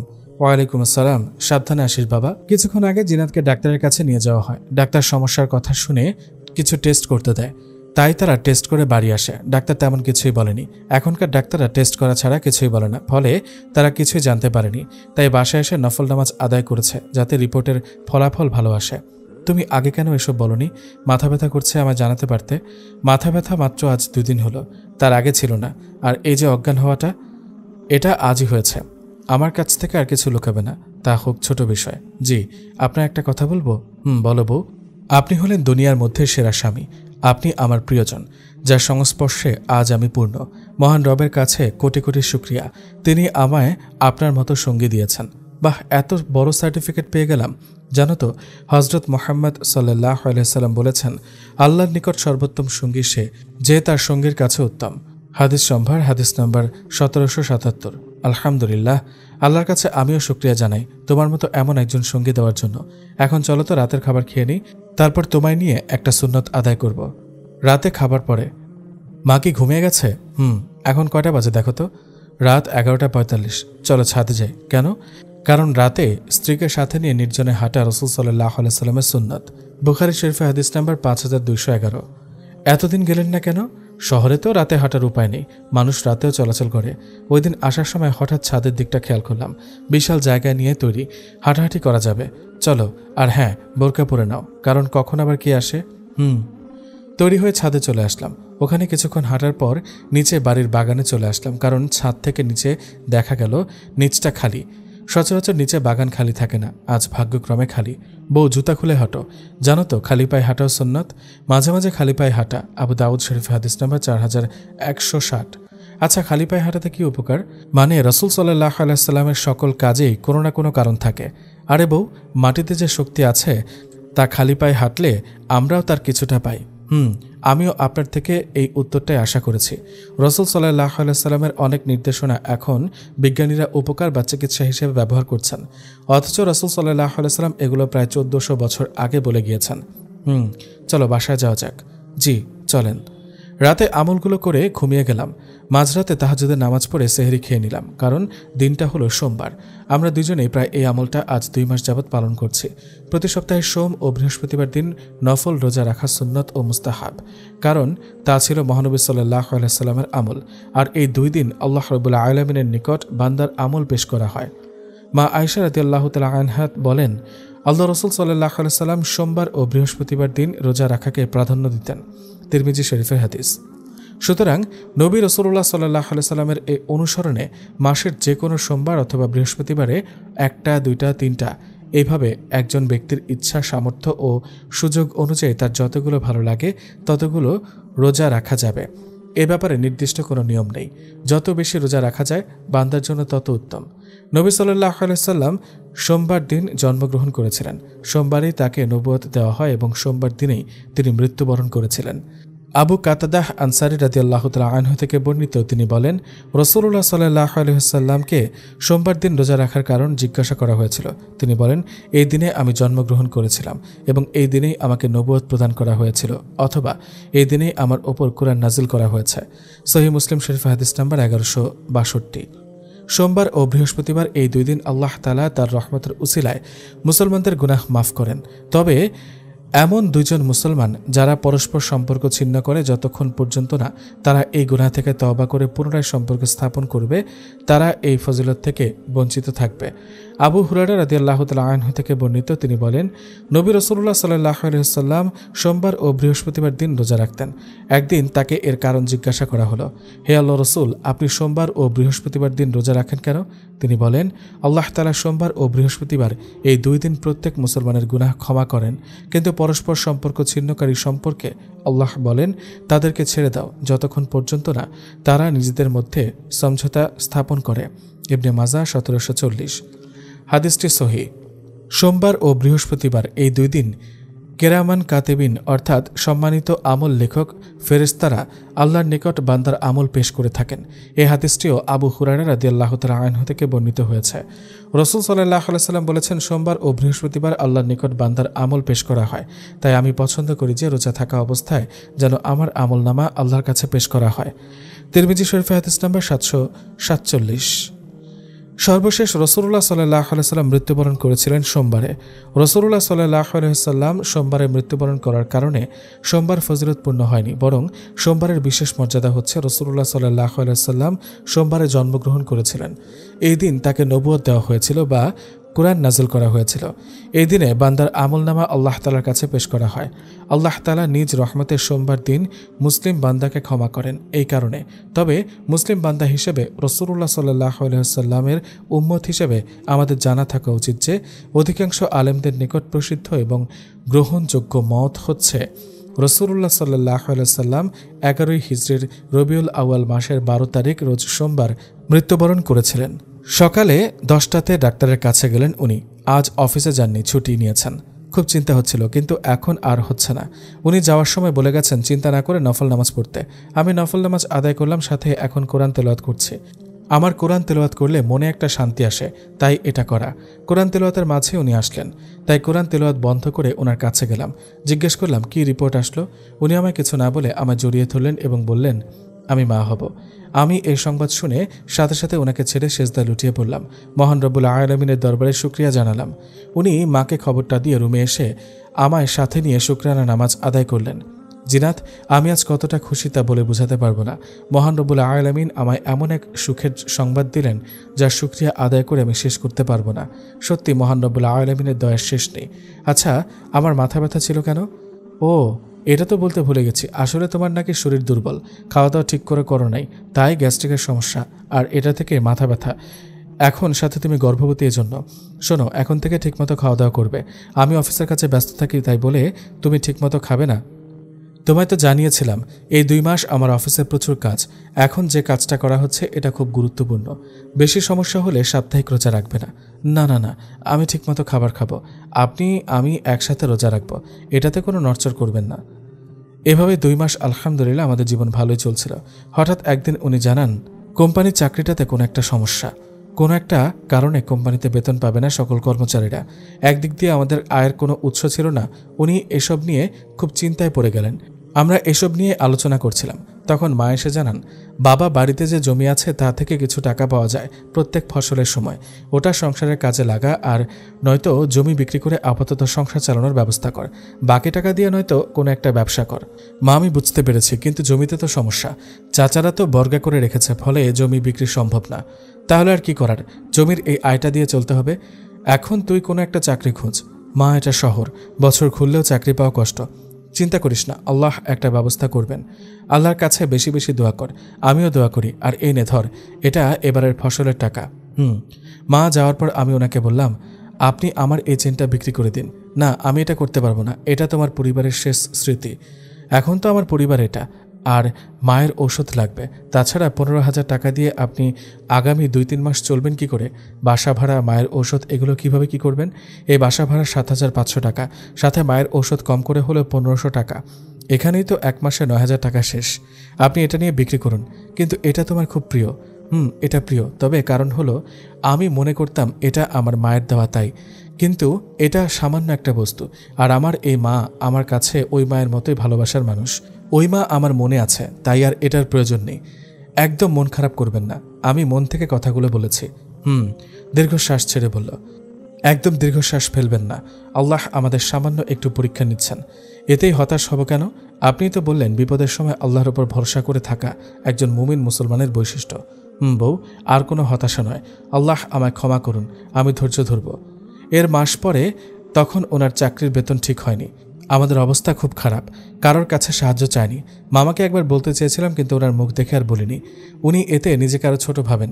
সন্ধ্যায় উনি আসলেন। আসসালামু আলাইকুম বউ, রোজা ভেঙেছ? ওয়ালাইকুম আসসালাম। আপনি খেতে আসুন। আসলে আমরা এখন সাপ্তাহিক রোজার পাশাপাশি অন্য দিনও নফল রোজা রাখি। আসছে, তুমি খাবার বারো। মা খেয়েছে?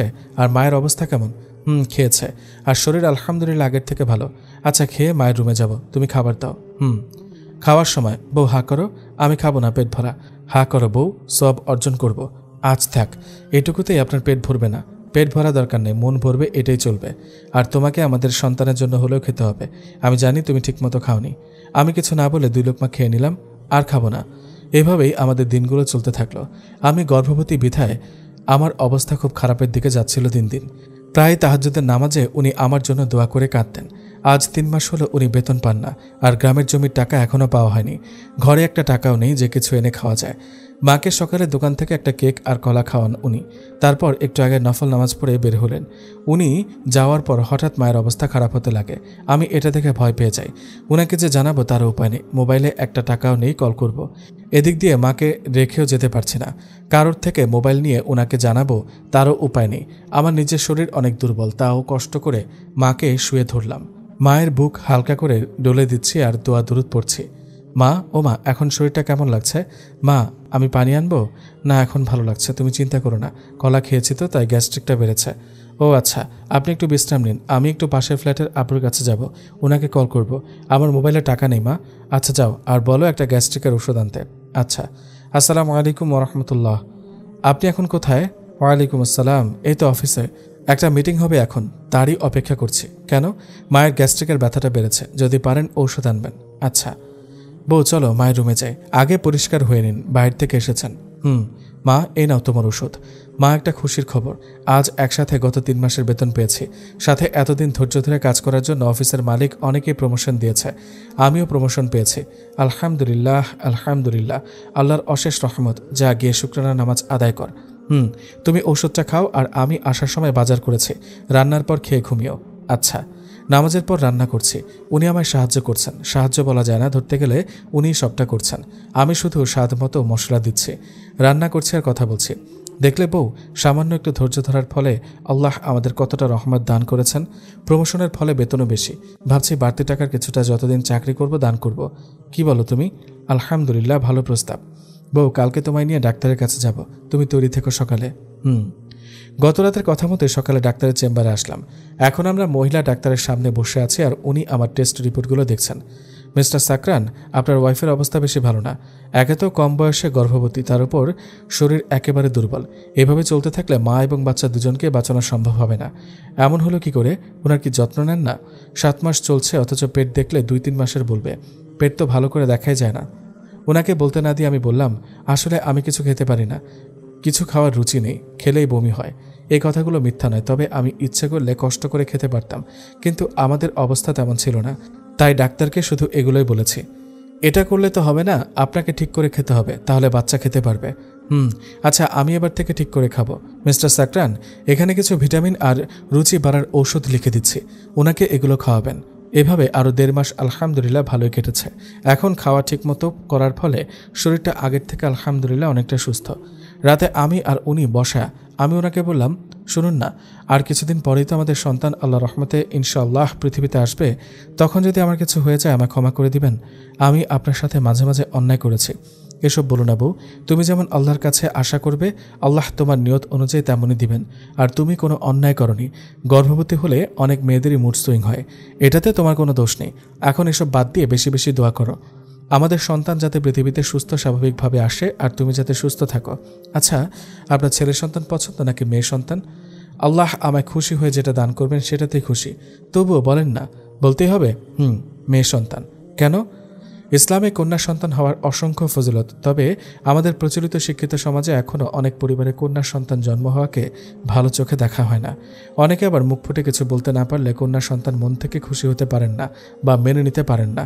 তবে কন্যা সন্তান হওয়ার অসংখ্য ফজিলত অনেক, তার মধ্যে কয়েকটি হচ্ছে, আল্লাহ তাআলা তাদের সমালোচনা করেছেন পবিত্র কুরআনে। ইরশাদ হয়েছে, আর যখন তাদের কাউকে কন্যা সন্তানের সুসংবাদ দেওয়া হয় তখন তার চেহারা কালো হয়ে যায় আর সে থাকে দুঃখ ভারাক্রান্ত। তাকে যে সংবাদ দেওয়া হয়েছে সে দুঃখে সে কওমের থেকে আত্মগোপন করে।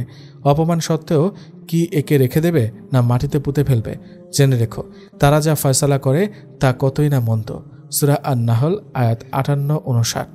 আনাস রাদিয়াল্লাহু তাআলা আনহু থেকে বর্ণিত, নবী সাল্লাল্লাহু আলাইহি ওয়াসাল্লাম বলেন, যে ব্যক্তি 2টি কন্যার লালন পালন তাদের সাবালিকা হওয়া অবধি করবে, কিয়ামতের দিন আমি এবং সে এই 2টি আঙুলের মতো পাশাপাশি আসব। অতঃপর তিনি তার আঙুলগুলি মিলিত করে দেখালেন। মুসলিম শরীফের হাদিস। হযরত আব্দুল্লাহ ইবনে আব্বাস রাদিয়াল্লাহু তাআলা আনহু বলেন, রাসূলুল্লাহ সাল্লাল্লাহু আলাইহি ওয়াসাল্লাম ইরশাদ করেন, যার গৃহে কন্যা সন্তান জন্মগ্রহণ করল, অতঃপর সে ওই কন্যাকে কষ্ট দেয়নি, তার উপর অসন্তুষ্টও হয়নি এবং পুত্র সন্তানকে তার উপর প্রাধান্য দেয়নি, তাহলে ওই কন্যার কারণে আল্লাহ তাআলা তাকে জান্নাতে প্রবেশ করাবেন। মুসনাদে আহমদ। পবিত্র কুরআনে আল্লাহ তাআলা বলেন, আর যদি তোমরা তাদেরকে অপছন্দ করো তবে এমনও হতে পারে যে তোমরা কোনো কিছুকে অপছন্দ করছো আর আল্লাহ তাতে অনেক কল্যাণ রাখবেন। সূরা আন-নিসা আয়াত 19। রাসূল সাল্লাল্লাহু আলাইহি ওয়াসাল্লাম ইরশাদ করেন, কন্যা সন্তান হলো উত্তম সন্তান, কেননা তারা হচ্ছে অধিক গুণের অধিকারিণী, বিনম্র ও মিষ্টভাষী। এছাড়া তারা পিতামাতার সেবা শুশ্রূষার জন্য সদা সর্বদা প্রস্তুত থাকে এবং তারা মায়া মমতাকারিণী, স্নেহময়ী, বিনয়ী ও বরকতময়ী। আর প্রথম সন্তান মেয়ে হওয়ার ফজিলত সম্পর্কে হাদিস শরীফে বর্ণনা করেছেন। হযরত আব্দুল্লাহ ওমর রাদিয়াল্লাহু তাআলা আনহু বর্ণনা করেন, রাসূল সাল্লাল্লাহু আলাইহি ওয়াসাল্লাম ইরশাদ করেন, ওই মহিলা বরকতময়ী ও সৌভাগ্যশালী যার প্রথম সন্তান মেয়ে হয়, কেননা সন্তানদের নিয়ামত বর্ণনা করার ক্ষেত্রে আল্লাহ তাআলা মেয়েকে আগে উল্লেখ করে বলেন, তিনি যাকে ইচ্ছা কন্যা সন্তান দান করেন আর যাকে ইচ্ছা পুত্র সন্তান দান করেন। হযরত আয়েশা রাদিয়াল্লাহু তাআলা আনহা থেকে বর্ণিত, রাসূলুল্লাহ সাল্লাল্লাহু আলাইহি ওয়াসাল্লাম ইরশাদ করেন, ওই স্ত্রী স্বামীর জন্য অধিক বরকতময় যার দেনমোহরের পরিমাণ কম হয় এবং যার প্রথম সন্তান হয় মেয়ে। রাসূলুল্লাহ সাল্লাল্লাহু আলাইহি ওয়াসাল্লাম আরও ইরশাদ করেন, যার গৃহে কন্যা সন্তান জন্মগ্রহণ করল অতঃপর সে তাকে কন্যাকে কষ্ট দেয়নি, তার ওপর অসন্তুষ্ট ও হয়নি এবং পুত্র সন্তানকে প্রাধান্য দেয়নি, তাহলে ওই কন্যার কারণে মহান আল্লাহ তাআলা তাকে বেহেশতে প্রবেশ করাবেন। মুসনাদে আহমদ। রাসূলুল্লাহ সাল্লাল্লাহু আলাইহি ওয়াসাল্লাম আরও বলেছেন, যে ব্যক্তির 3টে কন্যা সন্তান হবে এবং সে তাদেরকে এলেম, কালাম, আদব, কায়দা শিক্ষা দেবে এবং যত্নের সঙ্গে প্রতিপালন করবে ও তাদের ওপর অনুগ্রহ করবে, সে ব্যক্তির ওপর অবশ্যই জান্নাত ওয়াজিব হয়ে যাবে। উল্লেখিত বর্ণনা দ্বারা প্রমাণিত হয় যে কন্যা সন্তান মহান আল্লাহ তাআলার এক বিশেষ নিয়ামত। সুতরাং কন্যা সন্তানকে বেশি করে ভালোবাসতে হবে, আদর সোহাগ করতে হবে আর মায়া মমতা দিয়ে লালন পালন করতে হবে। রাসূলুল্লাহ সাল্লাল্লাহু আলাইহি ওয়াসাল্লামের অসীম বাণীর প্রতি লক্ষ্য রেখে কন্যা সন্তানকে পুত্রের চাইতেও বেশি আদর যত্ন করতে হবে। এখানে একটি বিষয় আলোচ্য হলো, কন্যা সন্তান আল্লাহ মহান প্রদত্ত নিয়ামত ঠিক, কিন্তু পুত্র সন্তানও কিন্তু কোনো অংশে কম নয়। এগুলো বলার কারণ হচ্ছে কন্যা সন্তানের প্রতি বিরূপ মানসিকতা পরিহার করা, একমাত্র ছেলে সন্তানের কামনায় কন্যা সন্তানকে অবহেলার পাত্র না বানানো। অন্য হাদিসে রাসূলুল্লাহ সাল্লাল্লাহু আলাইহি ওয়াসাল্লাম ইরশাদ করেছেন, যে ব্যক্তির 3টি কন্যা সন্তান বা 3 জন বোন আছে অথবা 2 জন কন্যা সন্তান বা বোন আছে, সে তাদের সঙ্গে ভালো ব্যবহার করেছে এবং তাদের ব্যাপারে আল্লাহ তাআলাকে ভয় করেছে, তার জন্য রয়েছে জান্নাত। জামে তিরমিজি, হাদিস নাম্বার 1916। এই ফজিলতের কথা পুত্র সন্তানের বেলায় বলা হয়নি, বরং কন্যা সন্তানের ক্ষেত্রে বলা হয়েছে। এজন্য আমাদের উচিত কন্যা সন্তানের লালন পালন সন্তুষ্ট চিত্তে করা। কন্যা সন্তান জাহান্নাম থেকে মুক্তির উপায়। হযরত আয়েশা রাদিয়াল্লাহু তাআলা আনহা থেকে বর্ণিত, তিনি বলেন, রাসূলুল্লাহ সাল্লাল্লাহু আলাইহি ওয়াসাল্লাম বলেছেন, যে ব্যক্তিকে কন্যা সন্তান লালন পালনের দায়িত্ব দেওয়া হয়েছে এবং সে ধৈর্যের সঙ্গে তা সম্পাদন করেছে, সেই কন্যা সন্তান তার জন্য জাহান্নাম থেকে আড়াল হবে। জামে তিরমিজি, হাদিস নাম্বার 1913। রাসূলুল্লাহ সাল্লাল্লাহু আলাইহি ওয়াসাল্লামের সঙ্গী হওয়া। জান্নাতে প্রবেশ করার মাধ্যম হলো কন্যা সন্তানের লালন পালন করা। আবার জাহান্নাম থেকেও মুক্তি মিলবে কন্যা সন্তানের উত্তম রূপে প্রতিপালন করার দ্বারা। এর চেয়ে বড় আরেকটি ফজিলত হাদিসে বর্ণিত হয়েছে। হযরত আনাস রাদিয়াল্লাহু তাআলা আনহু বর্ণনা করেন, রাসূলুল্লাহ সাল্লাল্লাহু আলাইহি ওয়াসাল্লাম বলেন, যে ব্যক্তি 2 জন কন্যা সন্তানকে লালন পালন ও দেখাশোনা করল, বিয়ের সময় হলে ভালো পাত্রের কাছে বিবাহ দিল, সে এবং আমি জান্নাতে এরূপ একসঙ্গে প্রবেশ করব যেরূপ এই 2টি আঙ্গুল। তিনি নিজের 2 আঙ্গুল মিলিয়ে দেখালেন। জামে তিরমিজি, হাদিস নাম্বার 1914। কন্যা সন্তান প্রতিপালনের 3টি ফজিলত। 1. আল্লাহ তাআলা জাহান্নাম থেকে মুক্তি দিবেন। 2. জান্নাত দান করবেন, যা নিয়ামত ও আরাম আয়েশের স্থান। 3. আল্লাহ তাআলা তাকে জান্নাতে রাসূলুল্লাহ সাল্লাল্লাহু আলাইহি ওয়াসাল্লামের সঙ্গী হওয়ার সৌভাগ্য দান করবেন, যা সফলতার সর্বোচ্চ চূড়া। রাসূলুল্লাহ সাল্লাল্লাহু আলাইহি ওয়াসাল্লাম এই 3টি ফজিলত বর্ণনা করেছেন কন্যা সন্তান লালন পালনকারীদের জন্য। এখন আমি হাসপাতালে আছি, প্রসব ব্যথা শুরু হয়েছে দুপুরেই, তাই আমায় নিয়ে হাসপাতালে আসা হয়। আমি কেবিনে আর উনি কেবিনের বাইরে আছেন, ডাক্তারের সাথে কথা বলতে গিয়েছেন। মিস্টার সাকরান, আপনার ওয়াইফের সিজার করতে হবে। আমি বললাম, তো আল্লাহ যেহেতু বাচ্চা দিয়েছেন, পেটের ভেতর লালন পালন করেছেন, তেমনই বাচ্চাকে বাহির করারও ব্যবস্থা করবেন। আমি কোনো সিজার চাই না, আপনি নর্মালে করার চেষ্টা করুন। আর হ্যাঁ, কোনো পুরুষ যাতে আমার ওয়াইফের কাছে না যায়। আপনি বড্ড ঠেটা লোক, আপনার এই ঠেটামির জন্য আপনার ওয়াইফ আর বাচ্চার কিছু হলে আমি আপনাকে পুলিশে দেব। যা ইচ্ছা করুন, আমার আল্লাহর উপর সম্পূর্ণ বিশ্বাস আছে। কাঠমোল্লা একটা। ডাক্তার এটা বলে চলে গেলেন জিনাতের কাছে। আর সাকরান হাসপাতালের নামাজ রুমে নামাজ পড়ছেন, নফল নামাজ আদায় করছেন। তার বউ আর বাচ্চার জন্য নফল নামাজ আদায় করতে গেছে। ঘণ্টাখানেক বাদে জিনাত একটা কন্যা সন্তান জন্ম দেয়। সাকরানকে নার্স খবর দেয়। সাকরান খবর শুনে কেবিনে আসে এবং বাচ্চাকে কোলে নিয়ে প্রথমে আজান ও ইকামত দেয়। জিনাতের যেহেতু নর্মাল ডেলিভারি হয়, তাই তাড়াতাড়ি তাকে কেবিনে দেওয়া হয়। সাকরান বাচ্চাকে কোলে নিয়ে জিনাতের বেডের মাথার কাছে একটা চেয়ার নিয়ে বসে আছে। কি হলো বউ, শরীর এখন কেমন? আলহামদুলিল্লাহ। মাকে জানিয়েছেন? আপনার ইচ্ছে তো পূর্ণ হলো। আল্লাহ আমাদের একটা কন্যা দান করেছেন। তা কি নাম রাখবেন? আল্লাহ আমায় জান্নাতের একটা টুকরা দিয়েছেন, তাই নাম রাখবো জান্নাতুল ফেরদৌসি সারা। ইনশাআল্লাহ আকিকা দিয়ে এই নামটাই রাখবো। তোমার কেমন লাগলো নামটা? মাশাআল্লাহ, খুব ভালো নাম। আমাদের সারা, আল্লাহ রহমতে ওকে আমরা হাফেজে শিখাবো। 5 বছর পর সারা এখন কথা বলতে পারে। ওর আব্বু প্রথম কথা শেখার শুরুতে সারাকে কালিমা শেখায়। আমায় প্রতিদিন অফিসে যাওয়ার আগে বলে যায় ওকে কী কী শেখাতে হবে, আর রাতে এসে উনি আবার এগুলো ভালো করে শেখান। এখন আমি আবার 5 মাসের গর্ভবতী। সন্ধ্যায়, আসসালামু আলাইকুম ওরহমতুল্লাহি ওবারকাতুহু। আব্বু, আজ আমি নতুন একটা সূরা শিখেছি, সাথে নামাজও শিখেছি। ওয়ালাইকুম আসসালাম ওরহমতুল্লাহি ওবারকাতুহু। মাশাআল্লাহ, আমার মা তো অনেক কিছু শিখেছে। এখন আব্বু পরিষ্কার হয়ে নেই, তারপর তোমার থেকে শুনবো কী কী শিখেছ। আচ্ছা। রাতের বেলায় বারান্দায় দাঁড়িয়ে আছি আমি আর উনি। জিনাত, আমি খুব খুশি। আল্লাহর কাছে শুকরিয়া তোমার মতো এমন এক সঙ্গী দেওয়ার জন্য। সারাকে আল্লাহ রহমতে তুমি অনেক কিছু শিখিয়েছ। সারা যখন আমার সূরা দোয়াগুলো এগুলো বলে তখন আমার কলিজাটা জুড়িয়ে যায়। আমিও আল্লাহর কাছে শুকরিয়া জানাই আপনাকে পেয়েছি তার জন্য। আমি সবসময় একজন প্রিয়জন চাইতাম, যাতে তার সংস্পর্শে আমার জীবন পূর্ণ হয়, আর তা হয়েছে।